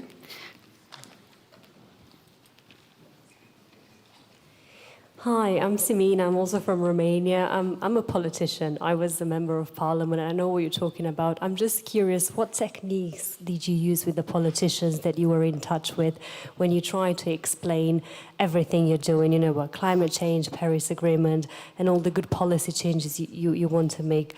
Because I feel like I want to help you, you know, what can I do to help you? What can I do to convince, you know, other politicians to follow your objectives? Well, you know, it's funny because I think that if you look at, this is just, I think that the markets are actually very powerful to you know, force change. I know that right now you have a significant shift away from renewables in the US, but that is not economics. That is economics, but that's because someone's been paid to change the politics, I think. But if you look at Africa, you see how renewable energy is. I mean, solar panels is the main thing there because it is the cheapest thing. And I think we have to keep supporting these things, the renewable energy. But for me, the most important thing is we have to, in Europe, to focus on us humans, on the empathy, on not being caught up in this thing that unfortunately I think is happening, this trying to divide us, like that tactics of the others and us and others, that it really goes against everything that we should have learned from the Second World War, if you will, right? That the EU is built as a way of saying, let's trade together. As long as we trade, we're not going to, like, if I can buy your goods and you can buy mine, we're not going to kill each other, okay? I think we're going to have to insist on that going forward. And that, I think, is why it's important that the EU is looking elsewhere for trading partners. But I can't help you with being a politician. I wish I could. Thank you. More questions from the floor here.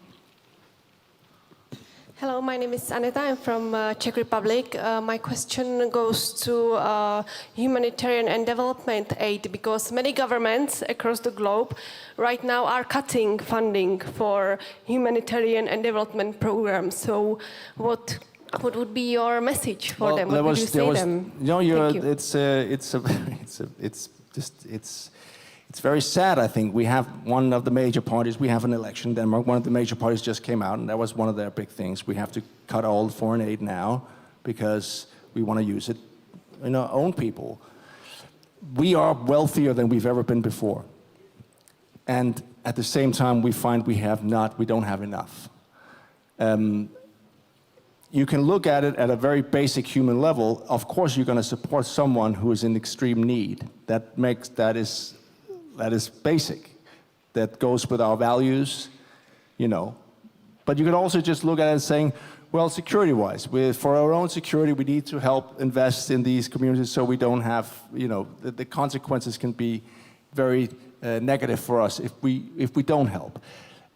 I don't think it's necessary to go to that. I think it's just human. I mean, it makes sense because we want to have friends all over in Africa, in countries that need help. Obviously, we want it because in a few decades, we're going to need them a lot more than they need us now, I think. Further questions from the floor?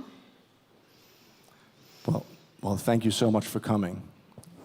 You are now free to go and have a drink. Not yet. No, I have a question. Oh, sorry. No, well, I mean, there's lots of things I could talk about, but I just really wanted to talk about, you've got actor and UNDP Goodwill Ambassador. So you spend a lot of the time acting, being the celebrity that you are, which is why you've been chosen to be the Goodwill Ambassador. And then you go and you do that work and you go to really, really difficult parts of the world. So you also underlined twice the word empathy. How do you come back from these places and reinsert yourself into the celebrity world of acting? Well, in the celebrity world of acting, I don't know that world. I know what you're saying, but I don't. I think that I tell my kids, well, they're young ladies now, but I say, listen.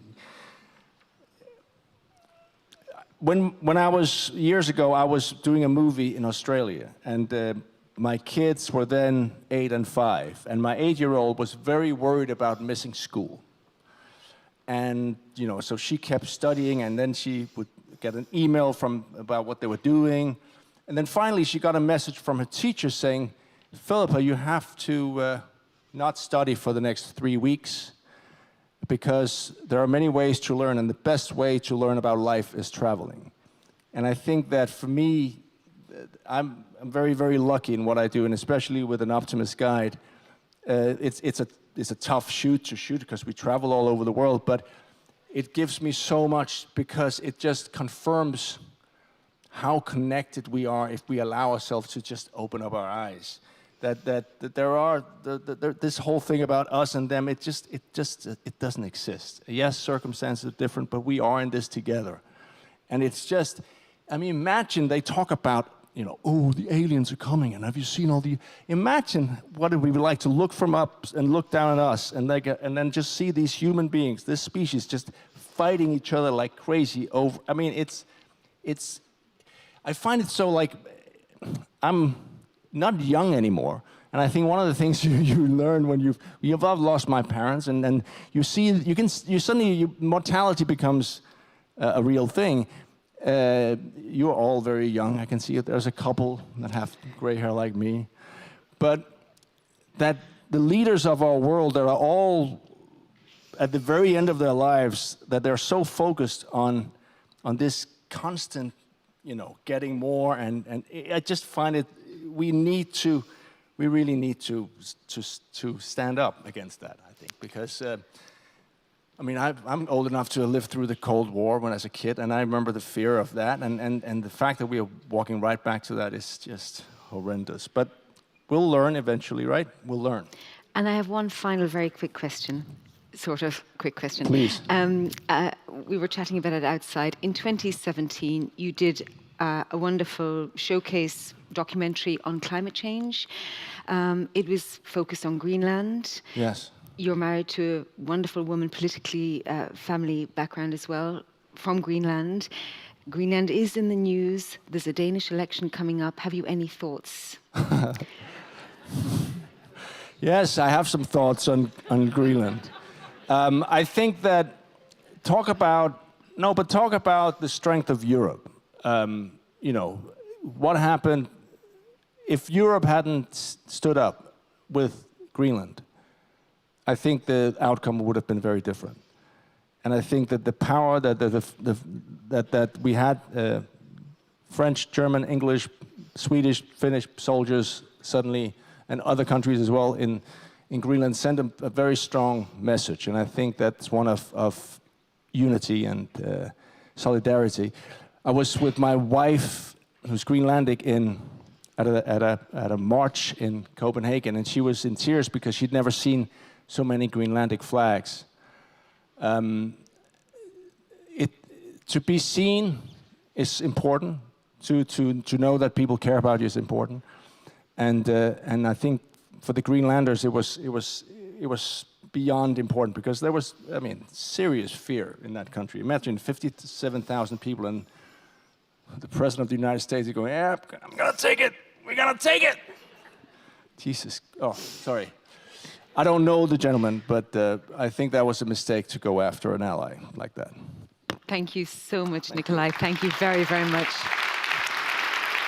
Thank you. It's really, you know, this is the second time he's been in Luxembourg. The first, you said you came flying through for a lunch. Now you're adding on a few more hours before you fly off again, and you will make it for 24 hours one day. Thank you. You also mentioned Ukraine. We're going to have a big session on Ukraine tomorrow, and we have the Nobel Prize winner, Oleksandra Matvichuk, speaking with us tomorrow. So thank you, and enjoy the evening. Thank you.